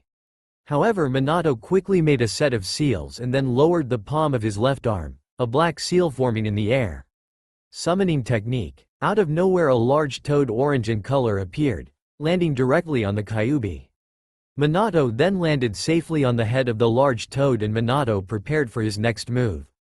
The Kyuubi growled angrily, trying to free itself from the enormous weight of the large toad, but the toad itself was holding the Kyuubi down. Hoi Minato. What is the meaning of this? What the hell is Kyuubi doing here? Gamabunta roared in anger. I'm sorry Gamabunta-sama. Minato apologized. Just buy me some time and hold the Kyuubi down. I'll do what I can. Gamabunta replied, struggling to hold the legendary monster down. Minato knew he had very little time as he could see Gamabunta was struggling, but he questioned whether his next move was the right one. However, considering that the Kyuubi had broken free and Kushina was weak, he needed to act. Minato closed his eyes and formed a seal. I'm sorry, Kushina, Naruto? Everyone that was involved in the defense of Konoha was in awe at the sight as the power of their Yondaime Hokage easily stopping the Kyuubi's rampage. The large toad was holding down the Kyuubi with its weight and Minato prepared for his next move. Since Minato had temporarily disabled the Kyuubi, the other ninjas took this opportunity to pull the wounded back into Konoha. Only the Sandaime Hokage and a couple of Anbu Black Ops stayed behind to prepare in assisting Minato. The Kyuubi struggled to throw Gamabunta off, but the toad boss was not having any of it. Minato sighed and formed a seal. I'm sorry Kushina, Naruto? Using an opposite method of the Flying Thunder God technique, Minato had placed a seal on Kushina and Naruto earlier. Now he activated the technique and instantly both were teleported next to Minato with Naruto in the arms of Kushina. The red-haired Uzumaki was already told of the plan, so she was ready for it. Are you alright Kushina? Minato asked with a concerned voice. Kushina nodded, still weakened from the forced extraction earlier. I can manage. Sarutobi and the Anbu Black Ops also noticed Kushina appearing next to her husband, but none had any idea why Minato would bring her here. Sarutobi himself was surprised to see her, thinking she had died since the Kyuubi had been released. Although he was glad to see she was safe, Sarutobi knew they had to take action now while the Kyuubi was weakened. Alright everyone, Sarutobi commanded, pointing in the direction of the Kyuubi. Let's seal the Kyuubi. All of the Anbu Black Ops nodded and sprinted towards the demonic fox. A number of the Anbu Black Ops were already forming a number of seals for a high-level ninjutsu while others had other ninja tools in their hands. Minato noticed all of them coming, including the Sandaime Hokage, and not wanting to risk their lives, Minato created a set of his own seals. Before Sarutobi or any of the Anbu Black Ops could take another step, a large barrier appeared out of nowhere and some of the Anbu that still continued running smashed into the barrier as if it was a brick wall. Sarutobi narrowed his eyes and touched the barrier, inspecting how powerful the barrier was. We can't get it, Sarutobi finally said. Minato is trying to handle this himself. But why? One of the Anbu Black Op demanded. We need to help him. He is going against the Kyuubi itself. Sarutobi nodded and looked at where Minato stood. It is because he is fighting the Kyuubi that he does not want us to get involved. He doesn't want anyone else to risk their lives. The barrier was in the shape of a dome and covered a large area with the Kyuubi and Gamabunta in the center. After Minato was done with the barrier, he carried Kushina in his arms with Naruto being held by her and leapt off the head of Gamabunta. Once Minato was in a safe location, Minato laid Kushina on the ground safely. Are we really going to have to seal it in Naruto? Kushina asked weakly. Minato shut his eyes in regret. I know that whoever it was that attacked us earlier is a grave threat to Konoha. I need to tell the Sandaime Hokage about it, but the masked man intercepted me earlier. I fear that he will strike again, so before that happens, sealing the 9 tails within Naruto. Or you could seal it within me again, Kushina offered. You know, if I seal it in you again you will die. You're already weakened from having the 9 tails extracted in. I know that, Kushina interjected, coughing a little blood now. But I don't want our son to carry such a huge burden at such a young age. At least Kushina was at tears now, unable to fathom why it had to be this way. She had always wanted a family, and now just when she finally had one, she was on the verge of death and Minato was going to sacrifice his life to seal the Kyuubi. That was why she offered to seal it once more in her, wanting Naruto to at least have one parent to look after him. She knew of the loneliness she had to endure when she was a child. By this point, Kushina was sobbing and Minato heard nothing but his wife's cries. Kushina, it is my duty as the Hokage to protect the village. By abandoning my duty as the Hokage, it is almost the same as abandoning a child. I am sealing it in our son not only to protect Konoha now but also in the future. I believe that the masked man will attack again. By sealing the 9 tails in Naruto, perhaps Naruto can one day learn to control the beast and use it to his advantage. Kushina listened to her husband and after 3 seconds, she finally agreed with Minato's reasoning. Suddenly the Kyuubi roared, slowly lifting Gamabunta despite the Toad boss's efforts. Minato! Gamabunta called out, immediately catching the attention of the blonde Hokage. I don't mean to disturb you, but I can't handle much longer. Just as Gamabunta finished his line, the Kyuubi snarled loudly and threw the Toad boss off its back. Gamabunta flew to the top and smashed the barrier, but even the large size of the toad failed to break through the barrier. Gamabunta landed on his back, causing the earth to shake from its large size. Sorry, but that's it from me. Gamabunta apologized. Minato gave a nod of thanks before the toad boss disappeared back to its world in a large puff of smoke. With the Kyuubi finally freed from the troublesome toad, it snarled its fangs at the Yondaime Hokage and its former host, preparing to attack. I can still fight. Kushina spoke towards the Kyuubi. Kushina then released chakra chains from her back, immediately restraining the Kyuubi as the chakra chains tied the beast quickly. The Kyuubi struggled to break free from the chains, but despite its strength, it failed to do so. Kushina grunted in pain, but she managed to hold on, the chakra chains still active. With the Kyuubi secured once more, Minato began forming a number of complicated seals, and Sarutobi, who was reading the seals, immediately recognized what the young Hokage was doing. Minato, do you really have to use the dead demon-consuming seal? Sarutobi whispered, but it was loud enough for the nearby Anbu Black Op to pick up. The dead demon-consuming seal? Is that not a double-edged technique? Sarutobi said nothing, but if those were the seals that Minato were setting up, Sarutobi knew that Minato was not only going to sacrifice his life but to also seal the Kyuubi and his newborn son. Kushina was present so that she could assist in the sealing, Sarutobi reasoned. Sarutobi slammed the barrier with his fist in frustration, as all he could do was watch the whole thing unfold. Sandaime-sama, look. Sarutobi followed where the Anbu Black Opt was pointing, and he too saw what the man was looking at. Unknown to Minato and Kushina, a black hole had appeared from above them and the masked man appeared from the black hole. Sarutobi screamed in hopes of warning Minato of the assailant, but the barrier was too thick. Minato was about to complete the last seal and thus distracted, completely unaware of the masked man's presence. The masked man landed directly behind Minato and grabbed hold of his Hokage robe. You're mine. The masked man quickly began warping away until the Minato he grabbed released a puff of smoke and he revealed a piece of log in the mysterious man's hand instead. Minato was already far from him, Kushina and Naruto in his arms. The Yondaime Hokage placed Kushina back on the ground and left Naruto to his wife. "You're really a fast guy, Hokage?" the masked man remarked. "I knew you'd be back," Minato said, and immediately scattered his unique kunai all over the place. "Hey, throwing them all over the place to take advantage of your thunder flying god technique." The masked man chuckled. "Who are you?" Minato questioned, not blinking at all. "Why did you release the 9 tails? What are your plans?" The man shrugged, feigning little interest in answering. "My identity is not important, nor is my objectives. But if you really must know why I am doing this, it is because it is for a plan. And also because I want to do this." At that point the masked man cackled in laughter. "Damn it, this man is dangerous," Minato thought. He knew that the seal was weak only during the time of labor. He also seems to know a lot about Konoha and wants to destroy it. Not only that, but he can also control the 9 tails easily. Could he be? "Are you Uchiha Madara?" Minato asked. At this point the masked man laughed once more. "If you wish to believe I am Uchiha Madara, so be it. Like I said, my identity is not important, so if you find comfort that I am Madara, then think of me as Madara."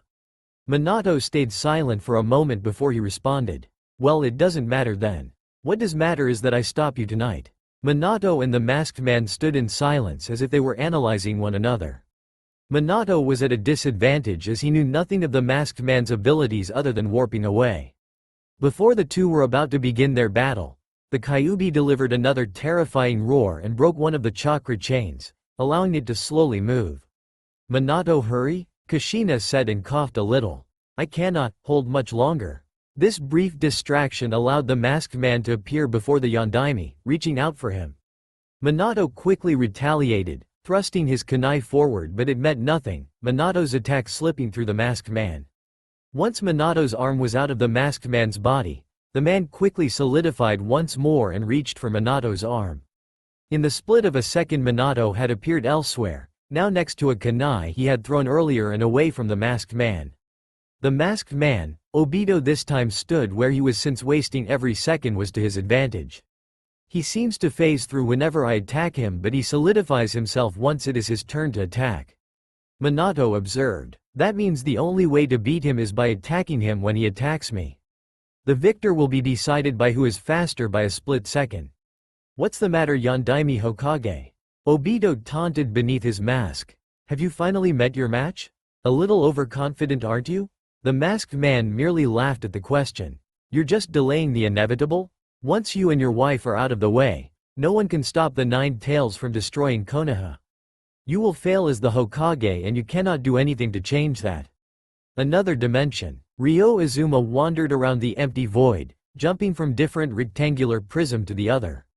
Ryo found no luck in finding a way out no matter how far he walked, and he was running out of time. With the Kyuubi still out there, Ryo needed to assist Konoha in defending the village and trying to restore the memories of Kurama. However, Ryo recalled that the masked man had said that the only way in and out of this dimension was through his eye. Ryo sat down on one of the rectangular prisms, wondering who the man was. He knew that the ninjas of that world wore headbands to distinguish where they were from, but Ryo saw no headband from the masked man. "Great, I need to hurry back," Ryo thought. Ryo closed his eyes and tried to come up with a way to get out of the dimension.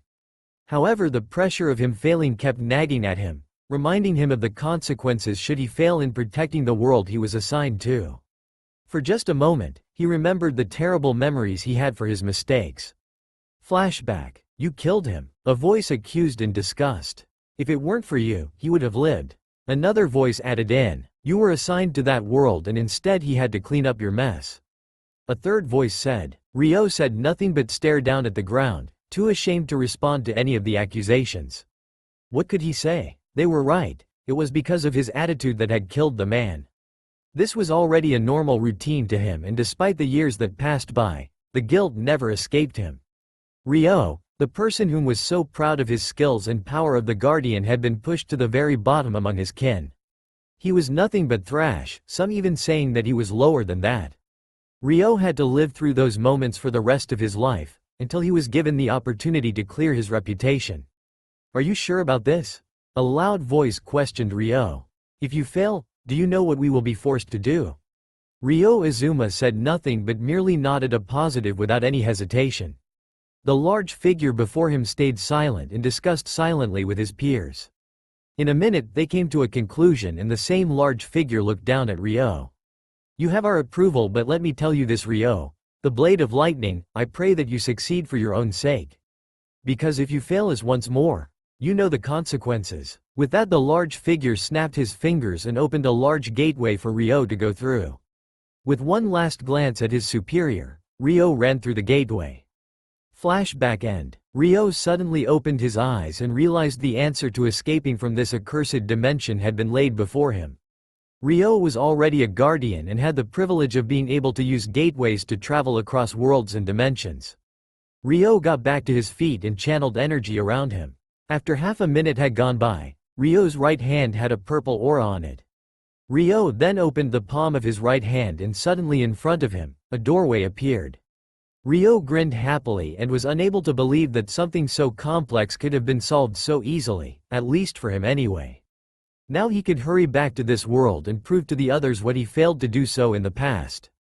Alright, time to get out of this dimension, Ryo said and ran for the gateway. Inside the barrier of Minato. Minato and Obito had been dueling against one another for the past 2 minutes with no success. In the background of their battle, the Kyuubi was still struggling to escape from the chakra chains that Kushina had trapped him with. Outside of the barrier, the Sandaime Hokage and the other Black Ops Anbu could only watch as they were unable to break through the barrier. Inside Konoha, the Anbu were still directing the villagers to a safe zone. Another duty of the Anbu at the moment was to prevent the young ninjas below the age of 18 to stay within the village.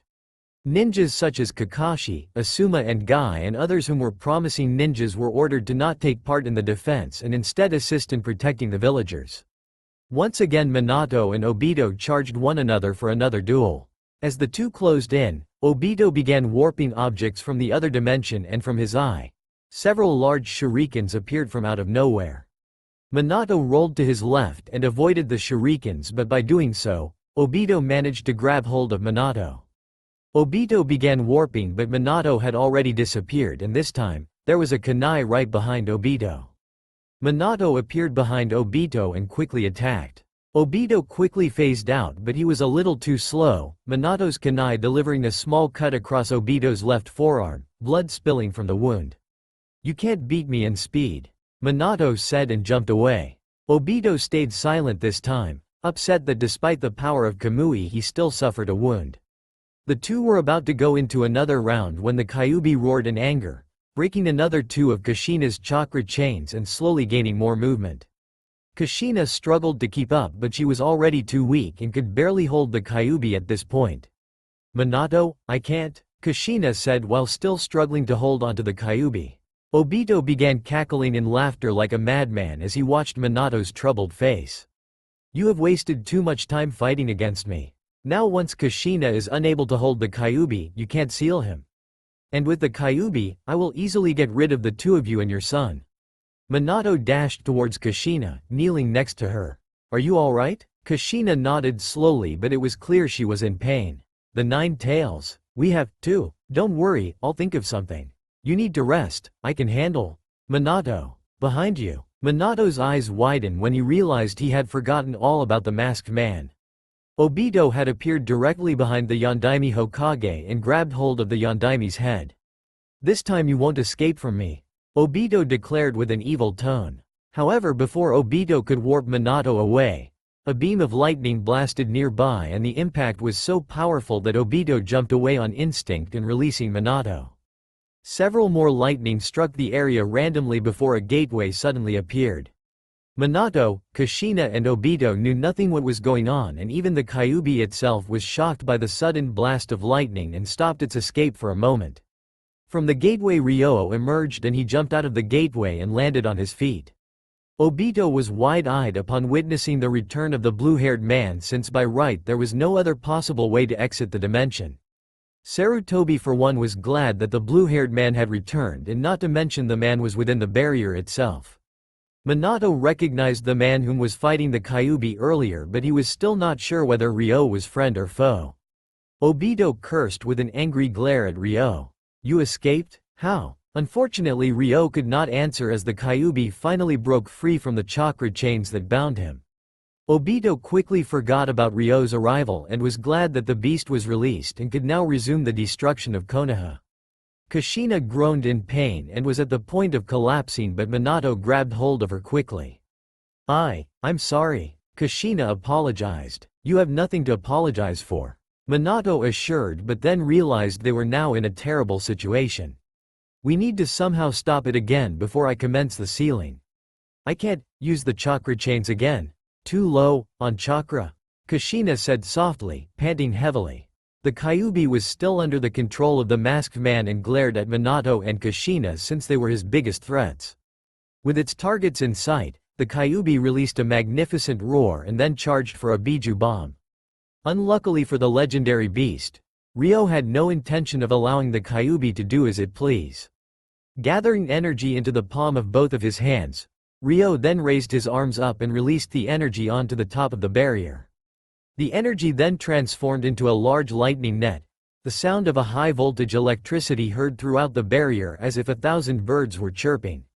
The large electrifying net landed on the Kyuubi, and despite its look, the electrifying net was heavier than some of the giant summons and was able to pin the Kyuubi down. Also, the high voltage continued to electrocute the Kyuubi and hence managed to hold the Kyuubi in its place. The sounds of the Kyuubi growling in pain were heard, but thanks to the regenerative factor, the Kyuubi could not be killed by the electrifying net. What? This is impossible. Obito snarled in anger. Who's the careless one now? Minato whispered as he appeared next to Obito. Obito spun around only to find Minato slamming a Rasengan deep into chest. Minato also managed to place a seal on Obito's stomach before Obito began spinning away. Obito crashed into a tree, nearly breaking through the bark, groaning in pain. Before Obito could even gather his footing, Minato appeared in front of Obito and delivered another Rasengan on Obito's shoulder, throwing Obito into the earth and creating a small crater. Dust and debris scattered the area as Minato drove Obito further into the earth with another Rasengan. Minato was panting by then and was finished with the masked man, certain he was dead. Obito had been driven at least 3 feet into the crater, spiral marks on his back and shoulder from being hit by the Rasengan. Just as Minato exited the crater, Obito was already up and jumped out of the crater. What? Still alive? Minato uttered in disbelief. Obito clutched his wounds and glared at the Yondaime Hokage in pain. You truly are the Yondaime Hokage? You may have stopped the destruction of Konoha tonight, but I will return, and when I do, this time I will not be stopped. Minato said nothing and Obito began warping away, disappearing a few seconds later. Minato held no doubts that the masked man would make his return, and it was because of that he needed to give his son a power source. Ryo approached the blonde Hokage, and even from afar he could definitely see the resemblance he had with Naruto. Thank you for your help, Minato said gratefully once Ryo reached him. It had to be done. The Nine Tails was already causing too much trouble. Who are you? You're an unfamiliar one and you don't have a headband. Are you a mercenary? Ryo shook his head. I serve no village, but I have come because I need to help your son, Naruto. Naruto? At this point the Kyuubi roared as it tried to escape from the electrifying net. Ryo gave one glance at the Kyuubi, then back at Minato. We're almost out of time. All I can tell you right now is that I know the future and I am an ally of Konoha. I'm here to assist Naruto when he grows up, but I cannot say more now. Minato nodded. You're right. We need to seal the Nine Tails now before something else happens. Still, at least tell me your name. It's Ryo Izuma, Ryo answered. Minato gave a smile of kindness and then focused at the Kyuubi. Even the Yondaime could tell that despite the electrical net was hurting the Kyuubi, it could not hold the Kyuubi for much longer. Minato quickly began forming the complicated seals once more. With each seal, Kushina watched on with sadness as it would mean a terrible result. Minato, let me do the sealing? Kushina offered weakly. I'm already going to die. At least, let my death be worthwhile. You can still be healed. Minato exclaimed. I want Naruto to at least have a parent to look over him. As his mother, you can take care of him and teach him what I probably couldn't. I don't know how much longer I can live, Kushina replied with tears in her eyes. Most should have died by having a tailed beast extracted, but I am also weakening? By then Minato finished the final seal and summoned the death god, a white demonic figure hovering behind Minato. The demonic figure also had prayer beads on its left hand and was chanting something in unintelligible language softly. After that, Minato's soul was partially separated from his body and Minato could now begin the sealing. "Wait, there might be a way I can restore your health," Ryo said to Kushina. Both Minato and Kushina turned towards the blue-haired man. "What? It is possible, but the risk I might pay is high," Ryo thought and then kneeled next to Kushina. "Although it is barely there, she does have a strong lineage to Hiro, the Rikudo Sannin. As he's a guardian, I can maybe restore her from this connection." Can you save her, Ryo?" Minato asked with a shaking voice. "It's worth a shot." Ryo looked at Kushina's eyes directly and he saw into her soul. After confirming that although the lineage with Hiro was weak, it was stronger than others. Quickly Ryo drew his sword and placed his sword on the ground. He then began channeling energies from the seal located from the sword, a red stream of boundless energy connecting between the seal and the palm of Ryo's hand. 5 seconds later the channeling was done and the seal on Ryo's blade was gone. All the red energy bundled up into the palm of Ryo's hand. "Alright, here we go." Ryo slammed the palm of his hand into Kushina's stomach, exactly where her seal once was. Kushina gasped and could feel Ryo's hand penetrating through her, but although it shocked her, it caused no harm to her. Minato watched on as Ryo continued to spread the energies into her and after half a minute, it was done. Kushina coughed a little and panted as if she had just run a marathon. However, while she was weakened earlier, she could feel her energies and vitality coursing through her body.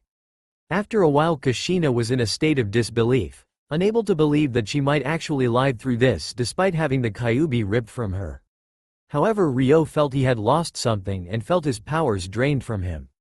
The seal he had extracted from his blade was a part of his strength as a guardian, and while he could probably still fight, he felt that his powers had been reduced by quite a number.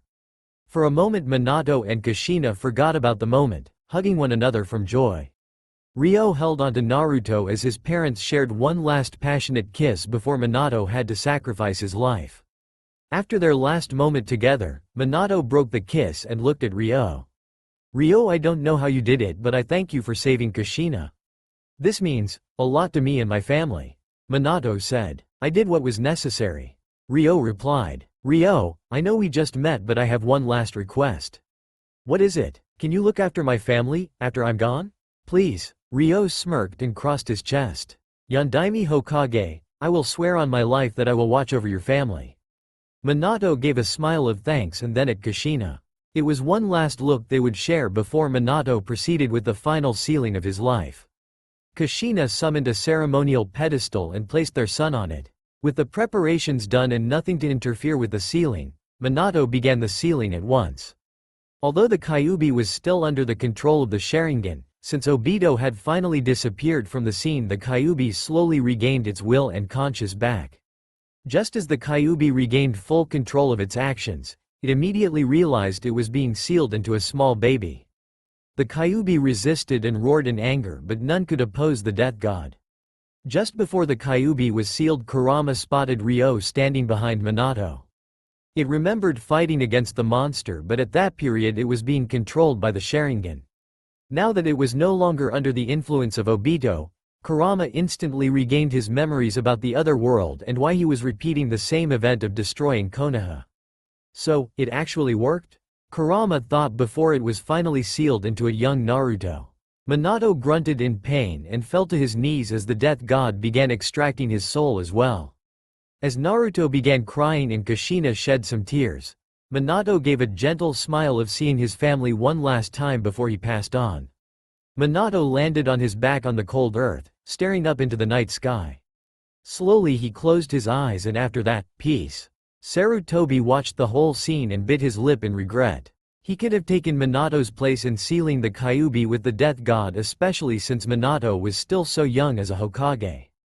However, Sarutobi reasoned that Minato never did something so carelessly, and if Minato hurried to seal the Kyuubi, Sarutobi felt that it was because he had little time. With the death of Minato Namikaze, the barrier that Minato created slowly disappeared and the Anbu Black Ops along with Sarutobi quickly rushed in. Most of the Anbu Black Ops hurried to their fallen Hokage in hopes that he was still alive, some even pouring healing chakra, but it was useless. None could revive the dead and Minato had passed on. Sarutobi approached Kushina and the crying Naruto and Ryo who was standing nearby. The old Hokage could see the black seal on Naruto's stomach and knew that he was the new Jinchuriki, and his mother, whom had survived the extraction, was still alive. "I'm sorry, Kushina," Saruboti said sadly. Kushina gave a soft smile and held Naruto lovingly. "It's okay, Sandame. Minato. He did it to protect the village and he did it with no regrets." Sarutobi nodded. "I see. That is the Minato I know indeed." Sarutobi actually chuckled despite being saddened by the heroic sacrifice of Minato. "I guess I should tell Jiraiya the bad news if he comes by." Kushina nodded sadly. "I know he won't take the news well. That perverted old man. He really liked Minato." The Anbu Black Ops were now carrying the body of Minato in respect, and despite their harsh code to not show any emotion, even the best ninjas failed to hold their emotions at times such as these.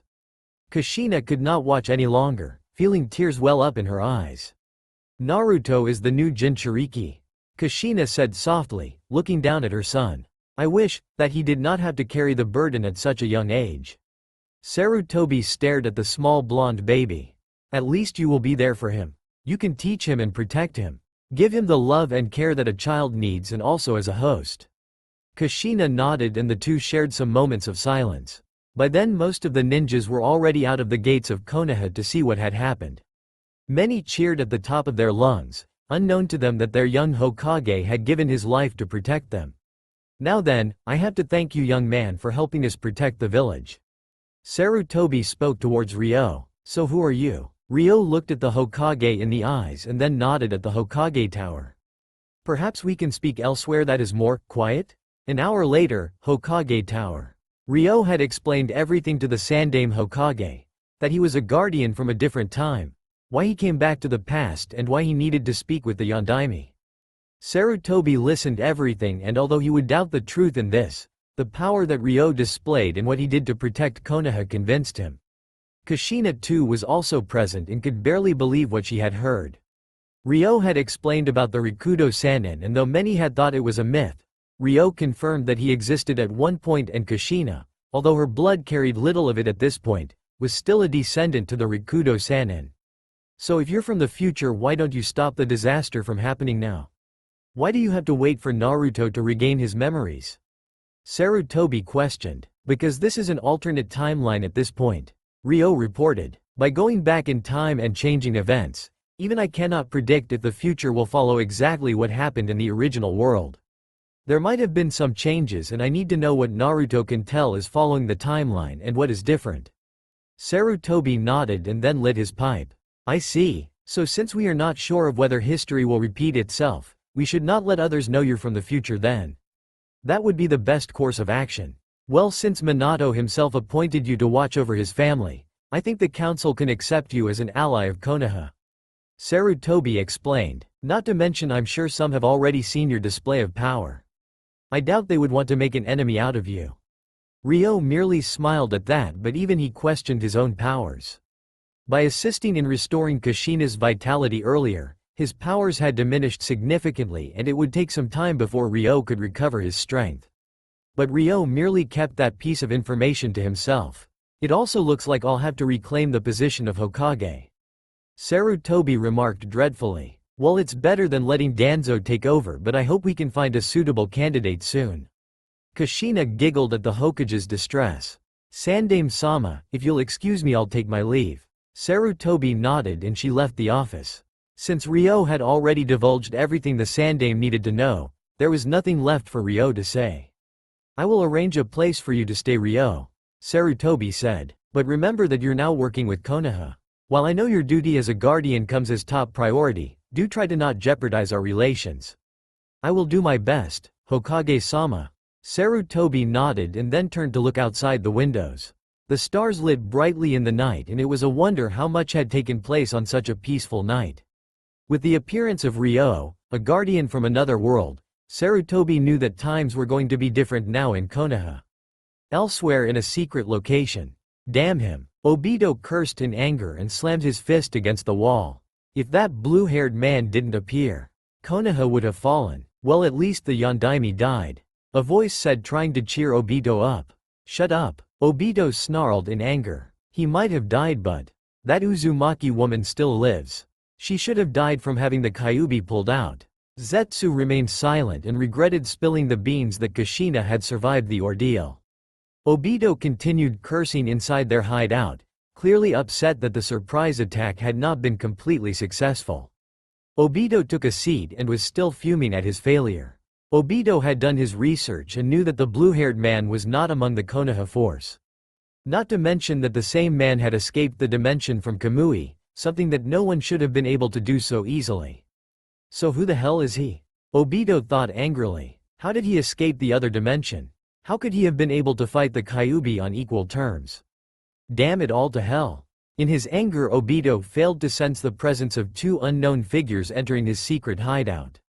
Zetsu too was surprised by the sudden arrival of unexpected guests, and what even surprised Zetsu more was the overwhelming power the two had. Uchiha Obito, the first figure said. Wah, who are you? How did you get in here? Obito demanded and got back to his feet, activating his Mangekyo Sharingan. The other figure raised his hands in a passive manner. Relaxed, we're not here to harm you. That's right, the other figure added in.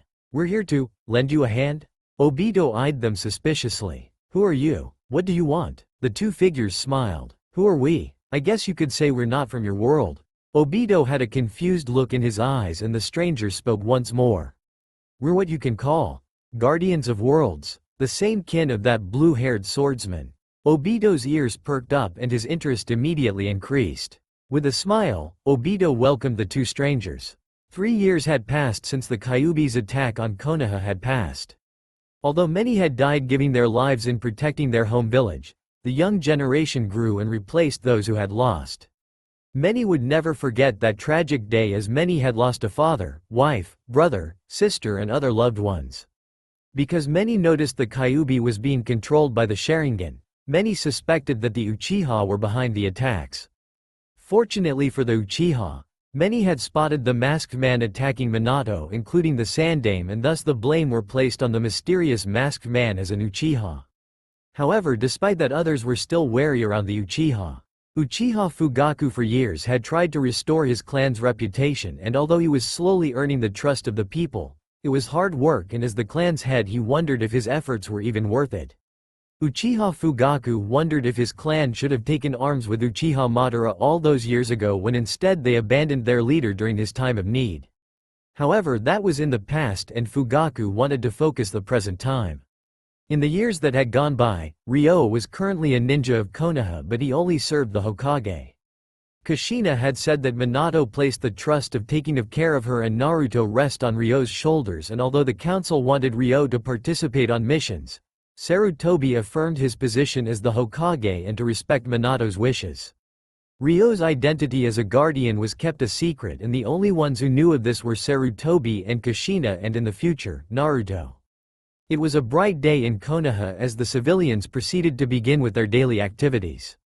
There were merchants advertising their products to be sold, farmers attending to their crops in the fields, and then children running to attend the ninja academy. It was a wonderful morning to watch the happy villagers living their lives and the ninjas that were patrolling the vicinity of Konoha to protect them. Kushina Uzumaki was busy in the kitchen as she was preparing the breakfast for Naruto and herself. Although she was still a ninja, Kushina only took missions if she had to. Otherwise, Kushina was currently working as an academy instructor. However, because Kushina knows of Ryo's identity, if anything that concerned his duty as a guardian, Kushina had to be present with the Hokage and discuss matters with the both of them. Ever since the death of her husband, she wanted to take good care of Naruto, and missions could jeopardize her safety. The Sandaime Hokage granted her request of being an academy instructor and only calling for her only if he had to. Here you go, Naruto, Kushina said and placed his meal on the table. Now eat up, alright? Naruto pouted at the meal. But, I want ramen. Hey, ramen isn't good for you. You should eat something healthy for a change. Kushina scolded and returned to making her breakfast. But mom, I don't like waffles. Naruto whined. No buts. Now hurry up and eat your breakfast. I've got to go soon or I'll be late. Hey, it's your fault for introducing him to ramen so young. A voice teased from the kitchen entryway. Kushina rolled her eyes. I didn't introduce it to him on purpose. He just wanted a taste and, well, whatever. Oh, hey Spiky Ryo.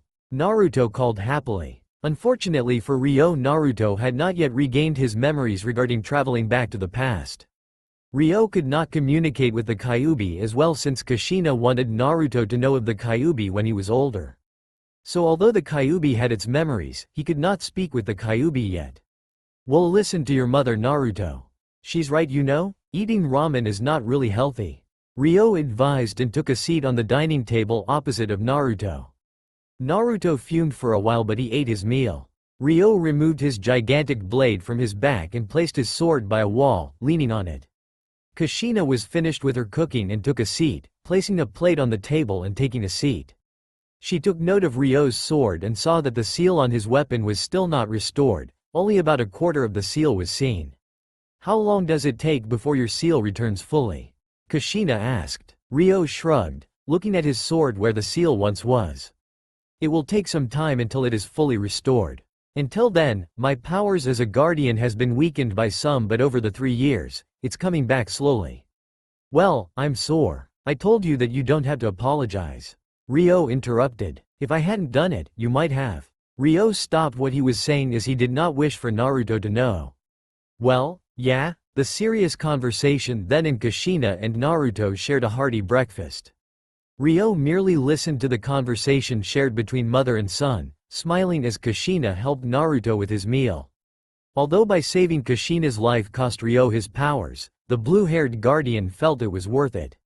The young life of Naruto Uzumaki was now much different than in the original timeline where he was scorned and hated by the village.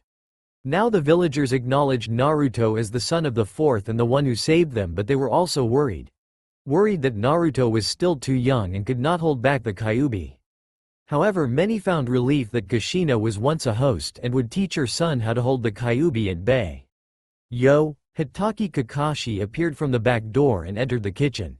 The young ninja whom was famed as the copy ninja, and the only remaining student of Minato, was no longer among the Anbu and donned the regular Junin uniform of Konoha, although he still wore the gloves that Anbus worn. Kakashi, thanks for coming. Kushina greeted cheerfully. Kakashi? Naruto greeted with a mouthful. Kakashi gave a small wave at the young Naruto and took a seat opposite of Kushina and next to Ryo. Hey Ryo. Ryo returned the greeting. So how long do I have to be here, Kushina-san? I thought I told you to drop the honorifics. Kushina chastised. But anyway, I just need you to watch over Naruto until I'm done at the academy. Thank you so much for doing this, Kakashi. Well, I don't have any missions assigned today, so it's the least I could do for Sensei as his student. Besides, I can catch up with my book. Upon hearing that, Kushina's killing intent actually soared dramatically and had a death glare on Kakashi. You better not read that damn book while watching over my son. I don't want him to pick up any bad habits from you. Kakashi's sweat dropped in fear. Right? I'll remember that. With the threat delivered, Kushina finished her meal and stood up from her seat. Alright, I'll be going now. She then gave a death glare at Kakashi once more. You better be careful. Kushina then left her home and made her way to the academy, leaving Naruto under the care of the copy ninja. By then Naruto was done with his meal and Kakashi helped him out of his chair. Ryo also noticed that it was time for him to go and got up from his seat, strapping his blade to his back. The Hokage's got some big news to tell you. Kakashi said. What's it about? You'll find out when you get there. Kakashi answered. As for me, I've got to take care of Naruto. Ryo nodded and headed out of the Uzumaki home, and from outside he could hear Naruto asking Kakashi to teach him some ninja stuff. Ryo grinned evilly at the thought of Kakashi having to endure a hyperactive Naruto. Some of the villagers waved at Ryo as he passed by. Ever since his arrival and his role he played in defending the village, many of the villagers welcomed him with open arms. The value of kindness the people showed was something Ryo had not been given for some time, and he cherished it. Ryo entered the familiar Hokage and ascended the stairs towards the top floor where the Hokage's office was located. In this time of day the Hokage Tower was filled with life as administrators were busy doing their jobs, the occasional Anbu patrolling the building and ninjas heading towards the mission hall for their missions. Once Ryo had arrived before the Sandame's office, Ryo knocked on the door gently 3 times before he turned the knob and entered the office. The Hokage welcomed the guardian and gestured for Ryo to close the door. Ryo did so and then approached the Hokage, eager to find out what the Hokage wanted to tell him. Ryo began the conversation. Is there something you needed to tell me, Hokage-sama? Sarutobi nodded and took out his pipe, lighting it up. Ryo, do you know about the current situation between Konoha and Kumogakure, Lightning Village? From what I've gathered, we currently have a shaky relationship, right? That is correct, Sarutobi answered, releasing a puff of smoke. Although the last great ninja war ended approximately 4 years ago, Konoha had not fully restored friendly relations with Kumogakure. It isn't so bad to the point where we'd openly fight one another, but tensions are still high. I see. However, just a few days ago Kumogakure contacted Konoha and they wanted to establish a peace treaty with Konoha. The peace emissaries will be arriving in Konoha tomorrow to begin the treaty, and we will have our own representatives as well. I am of course included as a representative. Sarutobi explained. So will their Raikage be among them as well? I don't believe so. Ryo was already beginning to feel suspicious at this point. And they actually wish to conduct negotiations here in Konoha? Would it not be better to negotiate in a neutral location? Sarutobi sighed and nodded in agreement. I agree, and that is precisely why I have called you here. We fear that Kumogakure might have another motive for wanting to be in Konoha. However, the council also does not wish to ruin our chance to make peace with Kumo. So we will begin our treaties here. Ryo crossed his arms over his chest. So why are you telling me all of this? There will a total of 5 representatives from each side. Other than me, the head of the Hyuga and Uchiha clan will be with us, along with 2 of my advisors, Homura Mitokado and Kaharu Utatane. The reason why I am telling you this is that I wish for you to be present in the meeting as well. Sarutobi enlightened, watching Ryo's expressions. Ryo absorbed and processed the information before he asked the next question. Will it be fine for me to be present? Hyuga Hizashi will also be present to guard his brother. I am sure the Kumo side will have their own guards as well. Sarutobi explained, and then removing his pipe from his lips. Other than guarding me and my advisors, I wish for you to be present to watch for anything that might be out of the ordinary. You're expecting something? It is just a feeling that tells me I have to be cautious. Sarutobi confessed. However, I will be dealing peacefully with Kumo, and if something suspicious occurs, I prefer to not jeopardize the peace negotiations. However, you can excuse yourself and act upon it. I see. Well, Hokage-sama, I'll make sure that the meeting proceeds as smoothly as possible. Ryo said with a grin and then paused for a moment. Sarutobi saw that Ryo had a question and urged the guardian to ask. I'm surprised Danzo will not be among the representatives. Danzo does not participate in these types of events. Sarutobi replied. He concerns himself more to the military aspect of Konoha and the safety of it as well. That means the darker side of Konoha. He also seems to not trust me. I can feel it when his gaze lands on me.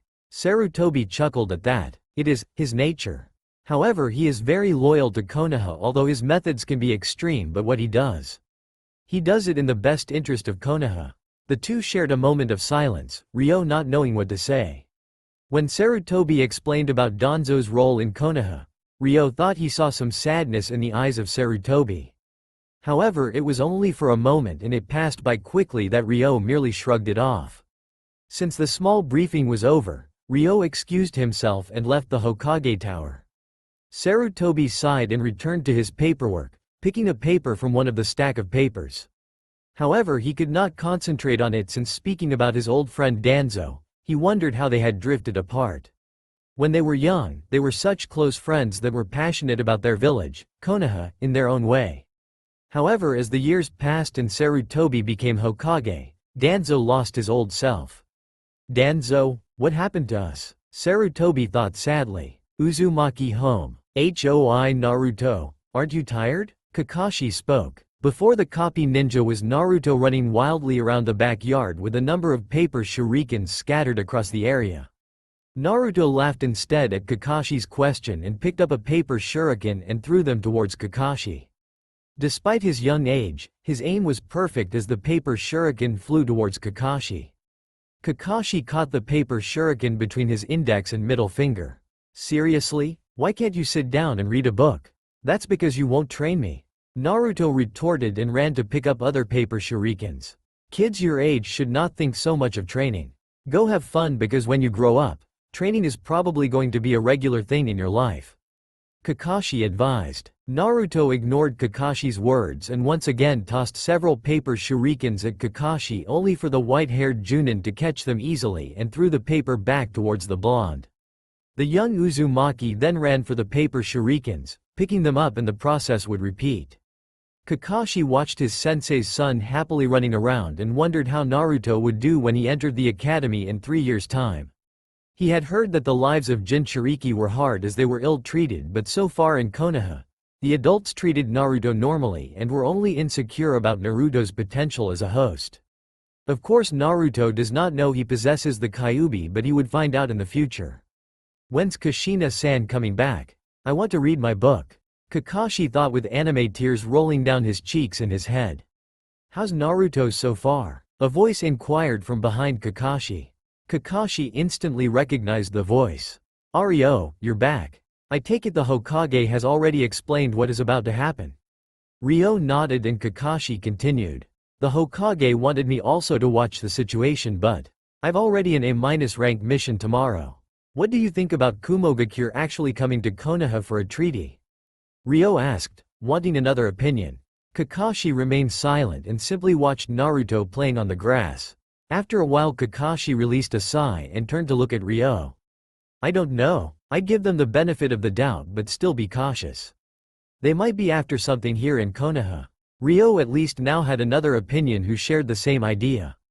Naruto was so absorbed with the paper shurikens that the young boy had not noticed Ryo's arrival. It was only after the boy had gathered all the paper shurikens that Naruto turned and found Ryo standing next to Kakashi. Spiky Ryo. Kakashi smirked and bumped Ryo's shoulder. Well, I'm off. You can take care of Naruto, right? I'm going to go and continue my book. Ryo shook his head in disbelief, chuckling at the silver-haired ninja. You better hope Kushina doesn't catch you reading that perverted book. Kakashi laughed and then went off, waving one last time at Naruto. The young blonde then proceeded to now focus on Ryo and threw all of the paper shurikens at once. Ryo merely grinned and created a field of static electricity. Once the papers passed through the field, Ryo then tossed them back at Naruto.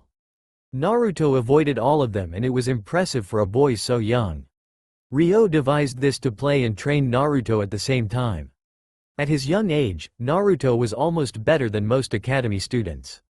There were many other games Ryo played with Naruto to help improve Naruto, and of course as Ryo spent time with the young ninja, the Guardians slowly saw Naruto as a little brother.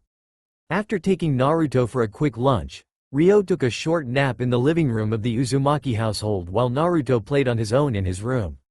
Eventually the young boy also fell asleep for his own afternoon nap.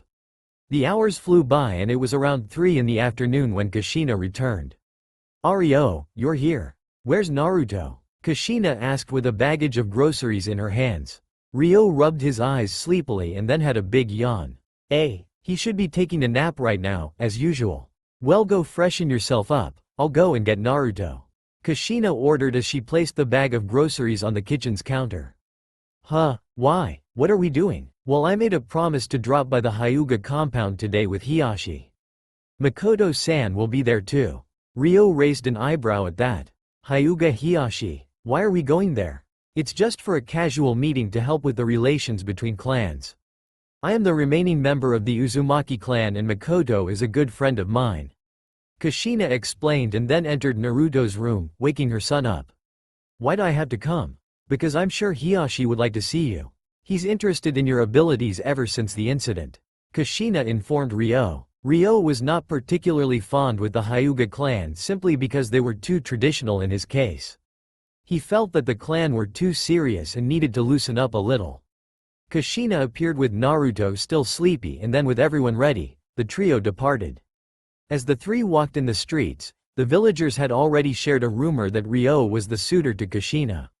Of course Ryo rejected the idea and claimed he was only there to look after Kushina and Naruto in Minato's place. While he admits that Kushina was a beautiful woman, his sense of honor would not allow the guardian to develop any romantic feelings for her. Hey mom, where are we going again? To the Hyuga compound, dear. Kushina responded. Hyuga? Is that another clan like the Uchiha? Kushina nodded and Naruto had a slight interest. I wonder if there's someone around my age, like Sasuke. As they passed by the central district of Konoha, many who noticed Kushina bowed slightly and spoke with her for a moment. They also spoke with Naruto, taking note of the resemblance Naruto had with his father and even added in that they hoped Naruto would follow in his father's footsteps. Naruto merely grinned with confidence. After a 10-minute walk, the trio entered the Hyuga compound. Some of the Hyuga ninjas were already aware that they had an appointment with the Hiyashi and bowed slightly. Honestly, Kushina was not used with such formality, but it could not be helped when it came to the Hyuga clan. Finally they made it to the head of the Hyuga's house and an attendant immediately slid the door open, welcoming them. "Hiyashi-sama is already waiting your arrival. Please follow me and I will lead you to him." The attendant spoke gently with a bow. Kushina returned the bow. "Thank you." Just like most of the Hyuga houses, this was also a traditional Japanese house and it was much larger than the rest. Ryo honestly thought of the place as a maze and could get lost in it. Finally they arrived at a small empty compound with a table in the center. Basically the compound was a rectangle shape with entrances back into the house on each side. This area could be used as a short training area, but for now, Hiyashi arranged it to speak with his guests. "Thank you for having me, Hiyashi-sama," Kushina said with respect and followed it with a bow. Hiyashi stood up and returned the bow, urging for Kushina to sit. Uchiha Mikoto was already present, waving at Kushina. The two had been friends during the academy days and their friendship strengthened throughout the years. After the loss of Minato, Mikoto was one of the first to console her friend for the loss of her husband. "Sasuke, look who's here," Mikoto said to a boy next to her. "Naruto, Sasuke." Both kids greeted cheerfully. "Well, at least the kids will be preoccupied," Hiyashi noted and then spotted Ryo. "Ah, Ryo Izuma. It's nice to see you." Ryo gave a smile in return. "Ah, yeah, nice to see you." Hiyashi gestured for Ryo to join them and take a seat, but Ryo politely declined. Hiyashi understood and returned to his seat. Ever since the Kyuubi incident and the rumors from witnesses that Ryo had single-handedly fought the Kyuubi at some point, Hiyashi felt that Ryo marrying a Hyuga would be beneficial for his clan. Of course he could not ask his daughters as they were still too young, but there were other young Hyuga women. "What brings this occasion, Hiyashi-sama?" Kushina asked once she had taken a seat, breaking Hiyashi out of his thoughts. "It's rare for you to call the head of the clan other than just being a social call. But of course, I have other matters I wish to discuss with you, but not in the presence of our children, of course," Hiyashi stated plainly. Wait till you hear what he has to say," Mikoto teased. You already told her?" Kushina said in disappointment. Kushina was about to say something when she noticed something else. Is Fugaku not joining us?" Mikoto rolled her eyes. "He's got work with the military police. You know how he is." Hiyashi chuckled a little at that. "Well, he is the head of the Uchiha clan. He holds a very big responsibility, so I can understand why he could not attend this small gathering." Hiyashi then called for his attendant. "Can you please take Naruto and Sasuke elsewhere? This is an adult matter." "But of course, Hiyashi-sama." "Naruto-sama, Sasuke-sama, please follow me," the attendant called, the two boys obediently following the attendant. Kushina and Mikoto watched their child follow the Hyuga attendant until they disappeared from sight, happy that the two were getting along great. Mikoto was at first worried that Sasuke and Naruto might take some time before they became friends, but her worries were pointless as the two quickly bonded quick. Kushina felt the same, and their child's friendship merely tightened the bond between Kushina and Mikoto as well. "Now then, about why I called you here. Head Hyuga house, elsewhere. I think we lost him," Naruto exclaimed with a laugh. "Why'd I always follow you in this?" Sasuke complained, although he was enjoying the moment. The two children could hear the attendant calling for them, but they quickly increased their pace, turning to their right. The two continued running with Naruto leading the Uchiha, and then the blonde turned left and entered a room. Close the door," Naruto panted. Sasuke did as he was told, quickly sliding the door close and dropping on his behind. The two were still panting and then laughed at the success of escaping from their pursuer. After the laughter died down, it was then that Naruto realized they were not alone. Naruto turned around to find a girl with dark blue hair and fair skin with white eyes. She was wearing a kimono, and the two looked into each other's eyes, not knowing what to say. The girl was actually slightly frightened, wondering who the two boys were. Naruto, however, had never actually seen a girl so cute. Her expression was what caught his attention, timid and shy, which added to her cute qualities. The two said nothing, and the young Uchiha still had not realized someone else was in the room. Who are you? The girl asked timidly. Hyuga house, empty compound. Ryo Izuma was out of hearing range as he stood by one of the entrances of the compound, sitting on the wooden floor and drinking a small cup of tea that a Hyuga attendant had offered to him. The blue-haired guardian felt that it was not his business to eavesdrop on other people's business. In the end, Ryo felt he was still an outsider in Konoha's affairs. While he had made some friends in Konoha, he was not born here. Despite having bonds with some of the people of Konoha, he could not feel truly at home. After all, he was a guardian, and guardians normally do not mingle with the local inhabitants of a world. The appearance of an Anbu to Ryo's right surprised him, nearly spilling his tea. Apologies, Ryo-san, but Sandame Hokage is looking for you. The Anbu said. Hokage-sama, I have already spoken to him this morning. The Anbu nodded in agreement. That is true, but this concerns a different matter. Ryo considered it a moment and decided to see what the Hokage wanted. The Anbu thanked Ryo for his cooperation and then disappeared in a puff of smoke, catching the attention of Hiashi, Kushina and Makoto. The Hokage wants to see me. I'll head out first, Ryo told the others. Alright, I'll see you tomorrow then, Ryo. Kushina replied, to which Ryo waved back. Makoto herself, like Hiashi, was also trying to find a suitable partner within the Uchiha for Ryo. Basically, most clans were interested in acquiring Ryo, but the Uchiha and the Hyuga were the ones that had the most chance as they were the most powerful clans in Konoha. After Ryo had departed, the three continued their conversation. So back to the topic, Hiashi. Makoto began. You wish to, with one of our son? Hiashi nodded and took a sip of tea. I find that it would be in the best interest of our clans. However, I find it to be more beneficial to the Uzumaki clan since Kushina-san is the last of her line. If you don't mind, of course, Makoto-san. Makoto shook her head and had her hands risen. Please, you can prioritize Kushina first. After all this sort of matter, well, I need to discuss this with my husband as well. Hiashi nodded in understanding and turned towards Kushina. Well, what do you think, Kushina-san? Kushina was at a loss of words as she had not expected such development. Also, this was involving her son. Hiashi also could see that Kushina was in deep thought, and he said nothing so that she could think about it. Makoto would have to discuss the matter with her husband, but Hiashi doubted Fugaku would consider it as he probably wanted the line to stay pure. Please, you don't have to come to a decision now, Hiashi said, Kushina looking at him. But I hope that you will agree with the idea of having Naruto betrothed to Hinata. It would help out both of our clans respectively. Hokage Tower. Ryo wondered what the Hokage wanted. Normally he would not have to come again as the Hokage would tell him everything he needed in one go, so there was probably some developments that forced the Hokage to call him. Ryo entered the Hokage's office after knocking on his door. Hokage-sama, what is it? Sarutobi stopped his paperwork and looked up at Ryo. Ryo, I believe this concerns you personally. Ryo had a confused look, and all the Sandame Hokage did was gestured at something behind Ryo. The blue-haired guardian turned around and his jaw opened wide, surprised by what he saw. The woman behind Ryo had a serious look on her face, her long blonde hair tied in a ponytail as Ryo remembered. The woman approached Ryo, and once she was close enough, she smiled evilly. Well, aren't you going to say anything, Ryo? It has been a long time since I saw you. Ryo had no idea what was going on and looked at the Hokage for answers. All the Hokage did was shrug, he too at a loss for words. Although the woman had already explained why she was here and Sarutobi believed her, he would prefer if Ryo was present. The woman snapped her fingers and Ryo looked back at her.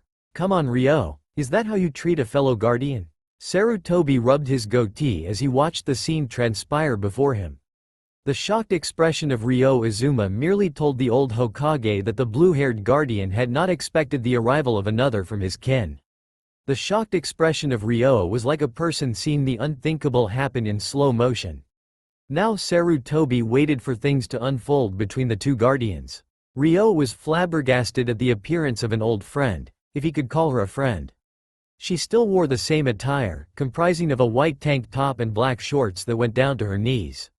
She wore the same black gloves and as usual, Her white tank top was a tight fit due to her large bust, which Ryo tried hard to avert his eyes from.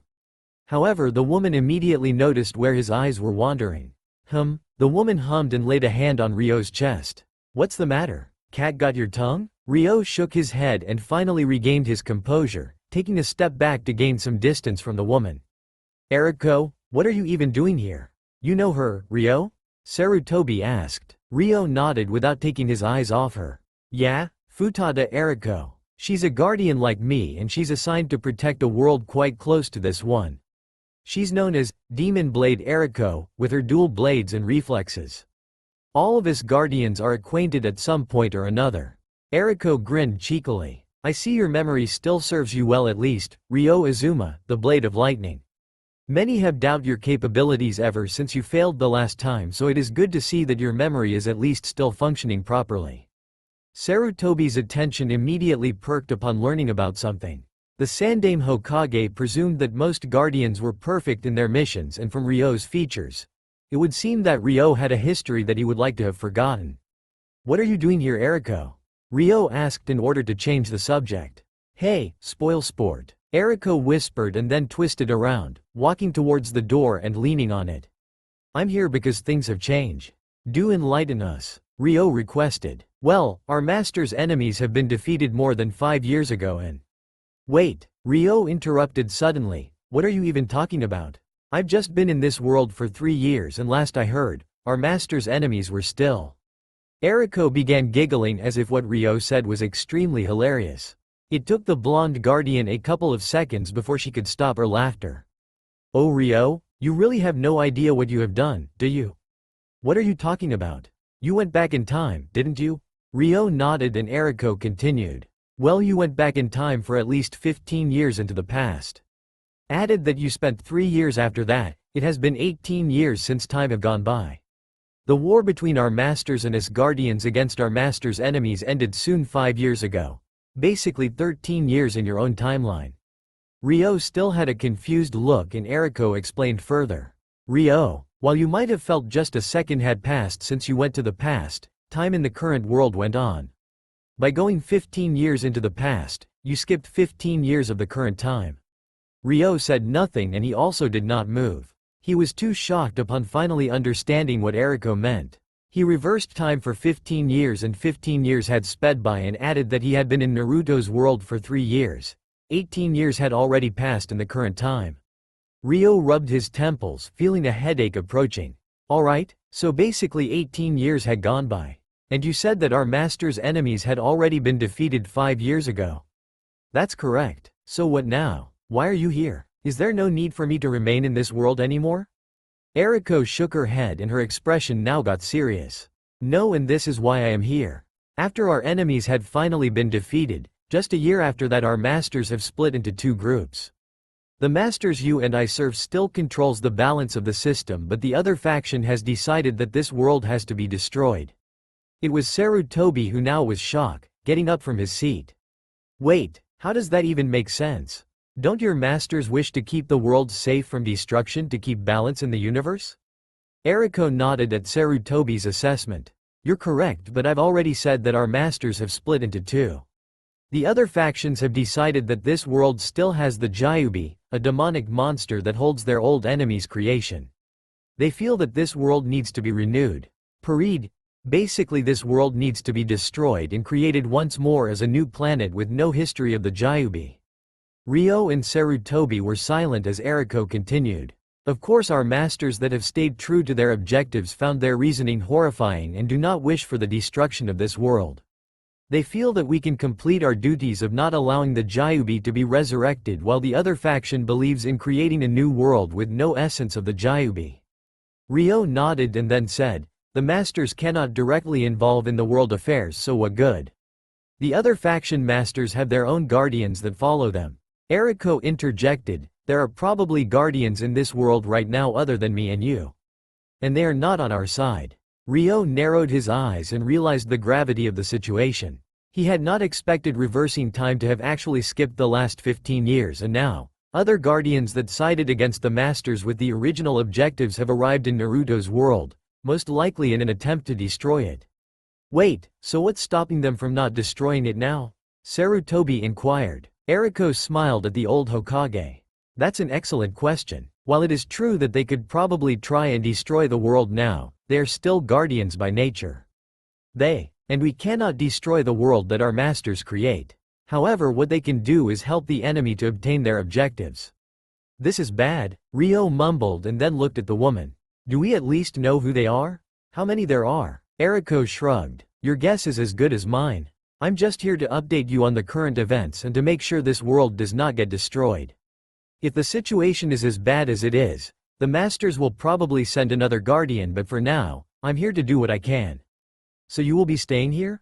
Sarutobi questioned. Eriko shook her head and opened the door of the Hokage's office, preparing to exit. I will be working alone. I just came by to inform Ryo and those who know of our identity about the current situation. If anything comes up, I will alert you guys, so until then, you won't be hearing from me. With that, the blonde-haired guardian walked out of the office, her blonde ponytail bouncing as she walked. Honestly, Ryo wondered how the woman wanted to keep a low profile when she was dressed in such a way. Then again, Ryo traveled with a huge blade, so he had no right to comment on anything. The Hokage's office was silent once more, with the two male the only one in the room. The recent news was still being processed by the both of them, and Ryo was especially confused. The guardian wondered how the masters could have separated after all the years of working towards a similar goal. Not to mention that Eriko mentioned that some guardians had arrived in this world and they were enemies. Guardians had always been friends or allies, and the thought of battling against one another. Ryo hoped it was not true. This has become complicated, Sarutobi commented, breaking the silence. Ryo nodded in agreement. If it is true that guardians have sided with the enemy, there is no telling what is going to happen. If they mean for the destruction of this world, they would do anything to bring the world to chaos. Sarutobi sighed heavily and placed his favorite pipe into his lips, lighting it up. Bring the world to chaos, is it? Is there something on your mind?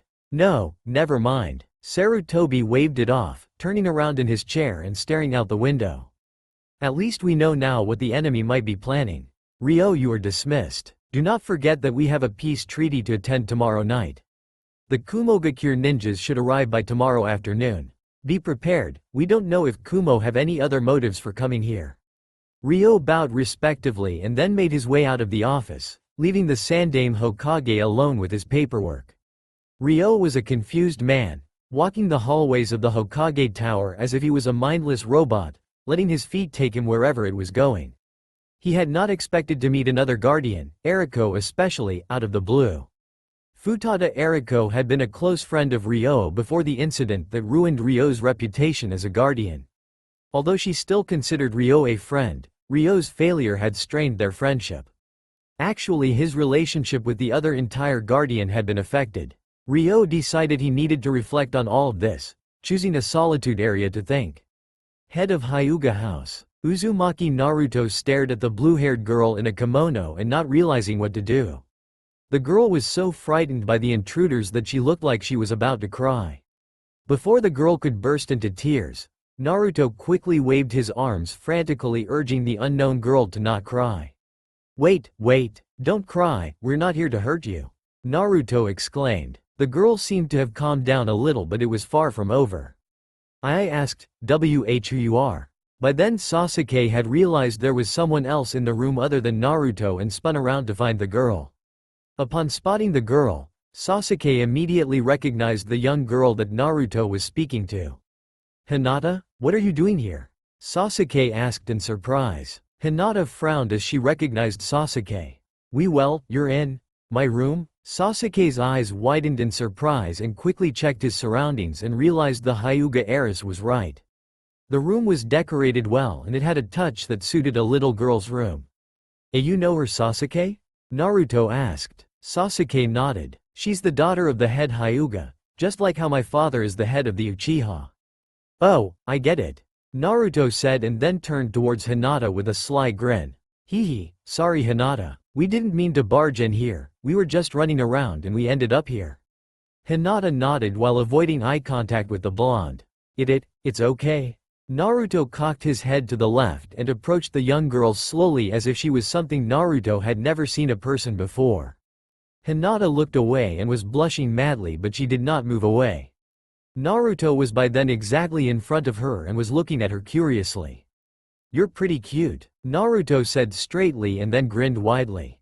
Hinata blushed, but before any words were exchanged between them, Sasuke cut in. "You're scaring her, you idiot." What did I do? Hinata's not very good with people. So stop trying to scare her," Sasuke scolded. "Shut up you, duckhair," Naruto retorted. Sasuke looked at Naruto as if he was an idiot, finding the name he called Sasuke stupid. However, the two young boys heard a small giggle fill the room and the two turned to find Hinata giggling, covering her mouth in an attempt to suppress her laughter. "Duck hair," Hinata said while still trying to suppress her giggling. "You're pretty funny." Naruto scratched his hair and joined in the laughter, allowing for Hinata to also join in the laugh, although she was much softer than the blonde boy. Sasuke merely chuckled a little and the whole room became quiet once more. Naruto glared into the white eyes of Hinata again, which forced the girl to feel a little uncomfortable, looking away. "Hey, how do you know her anyway?" Naruto asked, turning towards Sasuke. "My father and Hinata's father are the respective head of their clan. We sometimes visit one another in social events with our families, so we knew each other from there," Sasuke explained. "Oh, okay?" Naruto then turned towards Hinata and offered his hand. "Want to become friends with me?" Hinata did not know how to respond to such a direct approach, looking at the hand Naruto was offering. Naruto merely urged her to shake it and she then took a step forward, slowly reaching forward for the hand.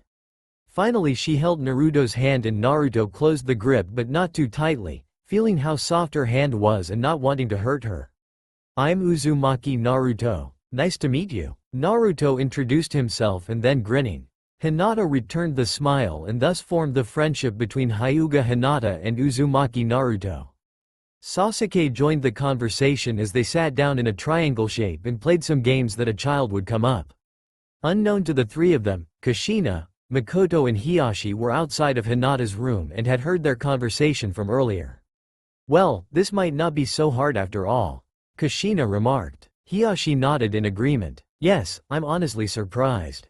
Hinata is not very good with interacting with others, but your son seemed to have befriended her quite easily. So what about the betrothal? I think we can commit the two," Hiyashi answered. "If they develop such an early friendship, the two might develop other feelings as they grow older." Mikoto grinned upon hearing the head of the Hyuga say that. It is rare for Hiyashi-sama to speak about relationships." Hiyashi cleared his throat, a small blush seen on his cheeks. "I am merely looking for the interest of our clans. Now then, how about we leave our children alone and we can continue with tea?" Kushina and Mikoto agreed and followed the Hyuga head. Kushina however stopped for a moment and looked at the door of Hinata's room, hearing the children's laughter from where she stood. She was very fortunate to be alive when she should have died 3 years ago. Now thanks to Ryo she could watch over her son, watch him grow into a respectable individual and find a woman he would one day marry. Several hours passed and it was already quite late in the evening when Kushina and Mikoto decided that it was time to go home. After saying their goodbyes to Hyuga Hiyashi, Kushina left with Naruto and Mikoto with her son, Sasuke. The two women chatted with one another, sharing gossip and whatever topic that came up while their children played while following their respective mother. Of course, since the Uchiha compound was in a different direction, Mikoto then gave her own goodbye to Kushina and went in a different direction with Sasuke. Kushina waved at her friend and then grabbed Naruto's hand as they made their own journey home. "So how was your day, Naruto?" Kushina asked with a smile. "I had fun," Naruto exclaimed excitedly. "I even made a new friend." Kushina pretended to be surprised, turning to look at her son. "Oh, you did? Who is it?" "Her name's Hyuga Hinata," Naruto told his mother. "She's really shy but she's really fun once you get to know her." Kushina smiled at her son's enthusiasm. "I see. Do you like her?" "Of course I do. I like all my friends." Kushina merely shook her head, laughing at the naivety of a child. She never had much time to have a happy childhood as she was later selected to be the Jinchuriki of the Kyuubi. Luckily for her she met Minato and the love the two had for each other filled the void that would have consumed most tailed beast hosts. The red-haired Uzumaki wondered how much longer before the Kyuubi would make contact with her son. Although according to Ryo the Kyuubi had been tamed in the other timeline, She was still worried about her son's reaction. After all, Ryo had said Naruto still had not regained his memories. So she was prepared to teach him everything about being a Jinchuriki once he was old enough, matured enough to understand the important role he would be playing as a Jinchuriki. Once the two Uzumaki had returned home, Naruto ran straight to his room while Kushina began preparing dinner. Grabbing materials from the fridge and placing them on the kitchen counter, she began cutting the vegetables and boiling the water. For a while she felt as if something was missing, and then she realized what it was. Ryo Izuma was not present at the moment. It was a normal event where Ryo would join Kushina and Naruto for breakfast and also dinner as well. However, at the moment Ryo was nowhere to be seen, and she wondered if it had something to do with what the Hokage had called him for earlier. After she was done with preparing the meal, she called for her son, who obediently appeared from his room and took a seat on the dining table. Kushina took a seat on the opposite of her son and they began their meal. After a while, Naruto stopped and looked around him. "Hey, where's Spiky Ryo?" Kushina shook her head. "I don't know. I guess he's got something to do tonight." "Hey, but he always joins us for dinner." "Well, things don't always go as planned, Naruto," Kushina explained. "You'll know this to be true when you're older." Naruto listened and then simply resumed his dinner. Kushina smiled and then also returned to her dinner, although in the back of her mind, she did wonder what had happened to the blue-haired guardian. He never missed the evening meal, and whatever the Hokage had told him, it must have been something important. Konoha, night. The bright moon hovered over the dark skies of Konoha like a floating light bulb.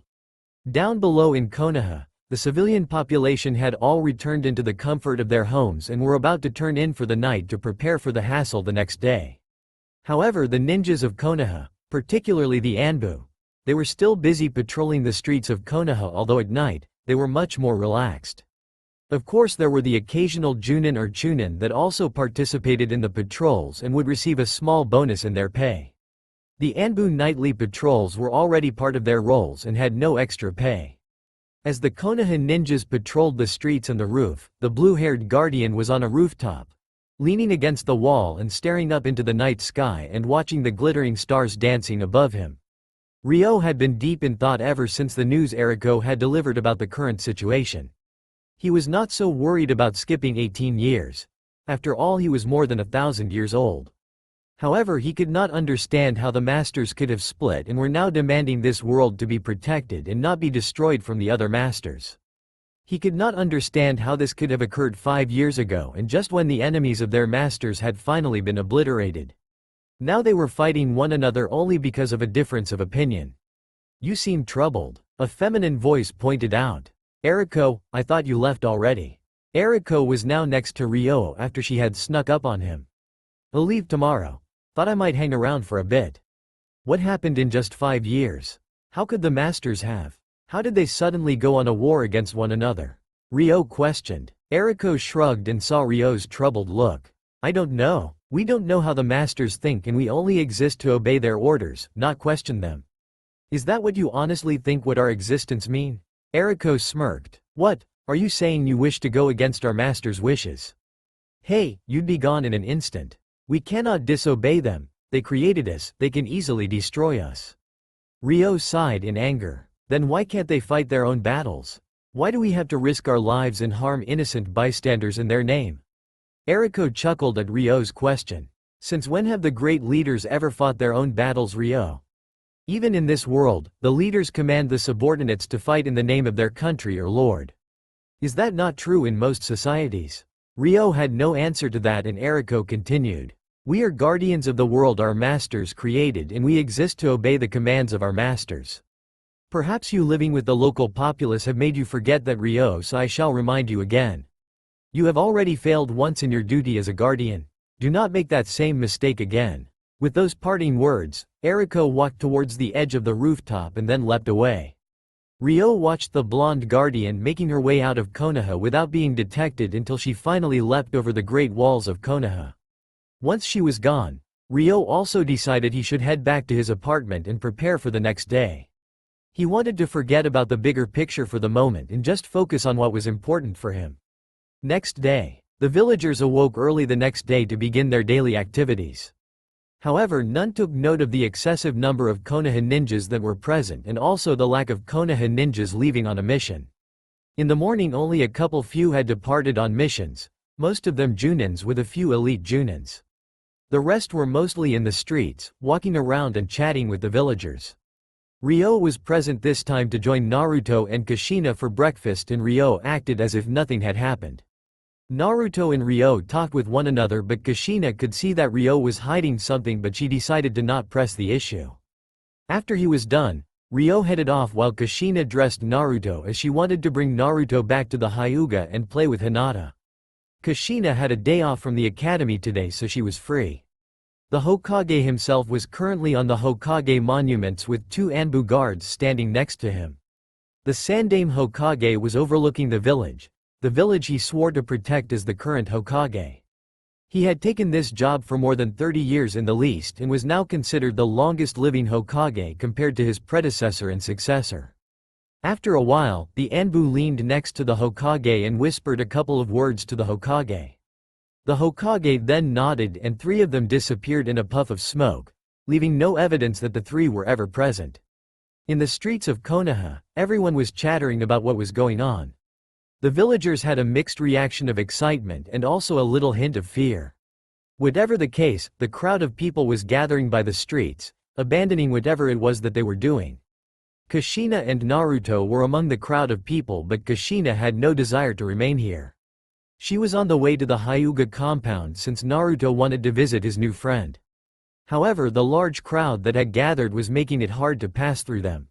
"What's going on?" Kushina had to yell just to get the attention of the person next to her. "Don't you know?" the woman responded. "The Kumogakure ninjas have arrived to begin negotiations with Konoha." Kushina groaned. "That's today?" The woman nodded and was looking towards the main gate of Konoha. "Finally, relations between Konoha and Kumo will be much better. Honestly, with so much tension between our two great villages, I was worried we might go into another war. I'm already tired of that." Kushina merely smiled at the woman and then tried to remove herself from the crowd. She was carrying Naruto, so it was a little bit of a bother, and after a couple of seconds of no improvement, she decided she was going to need to use the rooftops to actually remove herself from the scene. "Hold on, Naruto." With that, Kushina jumped off from the ground and landed on the nearest rooftop. After she landed on her feet, she quickly dashed towards in the direction of the Hyuga compound, and Naruto was enjoying the moment, laughing as the wind pushed against him. It was not far before they arrived before the Hyuga compound, and Kushina jumped back down to the streets. "What business do you have here?" a Hyuga ninja whom was guarding the entrance asked. "I'm just here to let my son play with Hinata," Kushina replied. The attendant's eyes immediately widened. "Ah, you're Uzumaki Kushina? My apologies." The Hyuga ninja immediately bowed. "Hiyashi-sama has already said that you might be coming.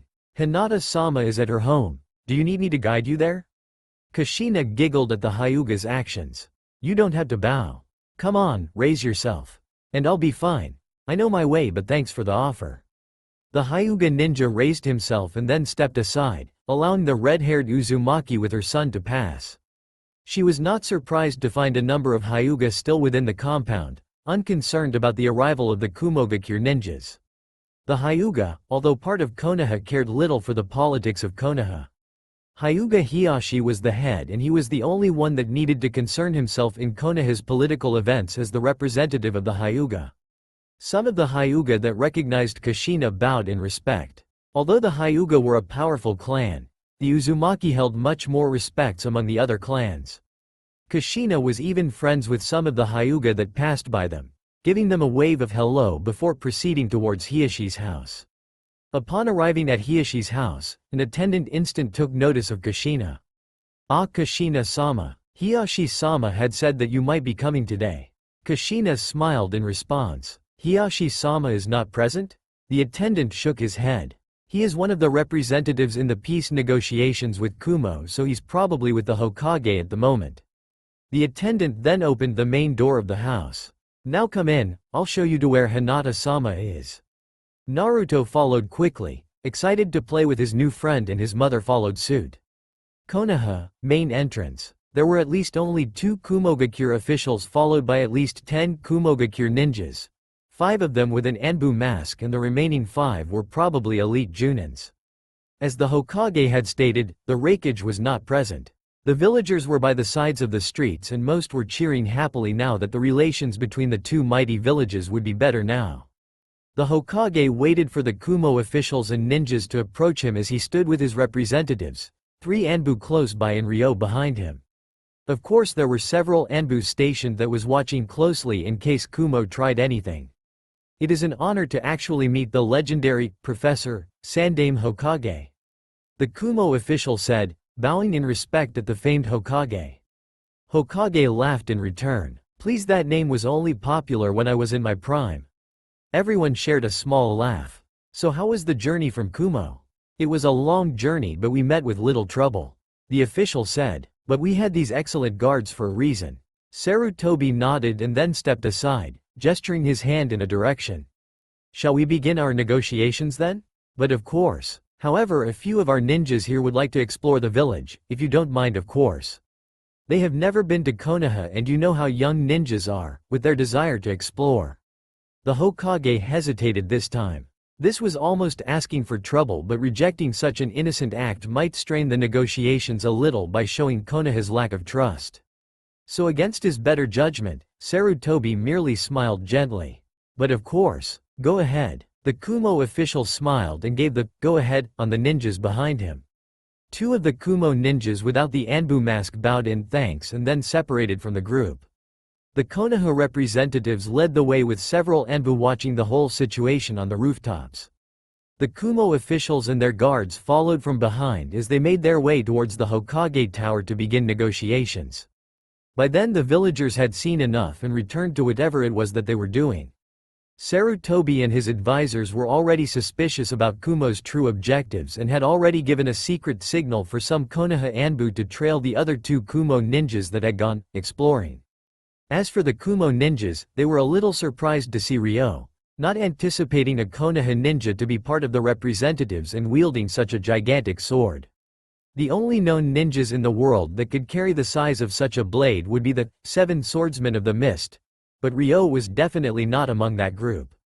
After they arrived in the Hokage Tower, Sarutobi led them towards a hall where there was a table in the center. The Kumo officials went in followed by the Kumo Anbu while the other Kumo ninjas stayed outside.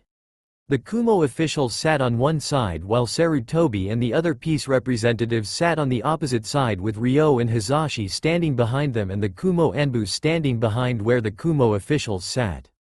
Now then. Shall we begin? Sarutobi started. Ryo mostly zoned out when the Kumo officials and the Konoha representatives began discussing what was to be expected from one another in the peace terms. Hizashi was at full attention like a watchdog however, making sure no harm would befall on his brother. The discussions were mostly monotonous so that added to Ryo's boredom and even though he had little interest in such matters, he was still fulfilling his part of the mission by watching for any suspicious movements. The Kumo Anbu was disciplined, not moving a muscle as they stood behind the Kumo officials.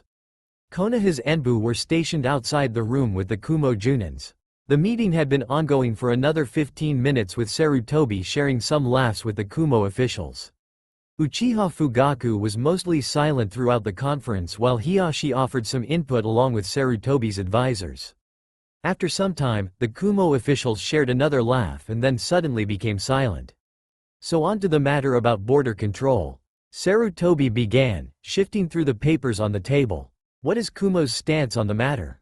The Kumo officials said nothing and Sarutobi had to repeat the question. Again there was no response and instead one of the Kumo officials was actually giggling. Fugaku and Sarutobi narrowed their eyes in suspicion and Hizashi was already prepared to react if they suddenly attacked. You are truly something? The Kumo official remarked. You allowed us to enter into your homeland despite the tensions shared between us. And then only have 2 bodyguards in this room while we have 5. I am not sure if Konoha is simply stupid or underestimating us. Sarutobi stayed silent from the statement but it was Fugaku that responded. What are you trying to say? You had better have a good reason for making such rude remarks on Konoha. We do have a reason, Uchiha Fugaku. The Kumo official explained with a grin. We just feel that Konoha don't have what it takes to stand to the might of Kumogakure and that is why you all are so hasty to enter negotiations. What was that? Fugaku responded in anger, but Sarutobi and Hiyashi remained silent. There is a reason why Reikage-sama did not come, and that is because he has no intention of forming a peace treaty with Konoha. The Kumo official declared. As a matter of fact, we have other intentions for entering Konoha. The Kumo official then stared at Hiyashi. The Byakugan is truly a remarkable bloodline, is it not? Hiyashi stood up instantly and Hizashi activated the Byakugan, entering the Hyuga stance. If you're trying to steal the Byakugan from me, you're truly eating more than you can chew. The Kumo official laughed at that statement. Who said it would be from you we would be stealing? Enough. Sarutobi roared and standing up followed by his advisors. If you are going to attack us within Konoha walls, you definitely have a death wish. And you're basically declaring war on Konoha. The Kumo officials merely grinned at that. Declare war? Hee, I think the war has already begun. With that, the Kumo Anbu ninjas immediately grabbed the Kumo officials and tossed several kunai wrapped with explosion tags towards the Konoha peace representative. Sarutobi watched the kunai approaching him as the tags burn, ready to explode. Hyuga compound, how may I help you? The Hyuga attendant asked gently. Without a second thought, the Kumo Junin stabbed the Hyuga attendant with a kunai, the Hyuga attendant shocked and bleeding from the corner of his lips. He then dropped on his back of the wooden floor, his life seeping away. The last he saw were two Kumo ninjas entering the house of his master and followed by several Konoha Anbu. The two Kumo Junin slaughtered whatever that stood in their way, quickly checking every rooms for their target. The house was like a maze and they were taking too much time. Finally they heard the laughter of children and followed the source of that voice. A Hyuga attendant that was still alive was crawling out of the house to seek for help, bleeding badly from his wound. He entered the sunlight and out into the streets, but he never made it. A Konoha Anbu stood guard outside of the Hyuga's mansion, and when he saw the dying Hyuga, the Konoha Anbu stabbed the attendant with his katana without any hesitation. The Kumo Junin followed the source of the laughter and then finally approached a sliding door with the voice of a child coming from behind the door. Without a second thought, the Kumo Junins opened the door, revealing Hyuga Hinata and Uzumaki Naruto. Why, hello there children. The Kumo Junin greeted with an evil grin, his yellow hair gleaming in the darkness. You're coming with me. Hyuga Hinata never saw it coming, losing consciousness a split second later. That's all for now. If you enjoy this video, then please like, share and do comments.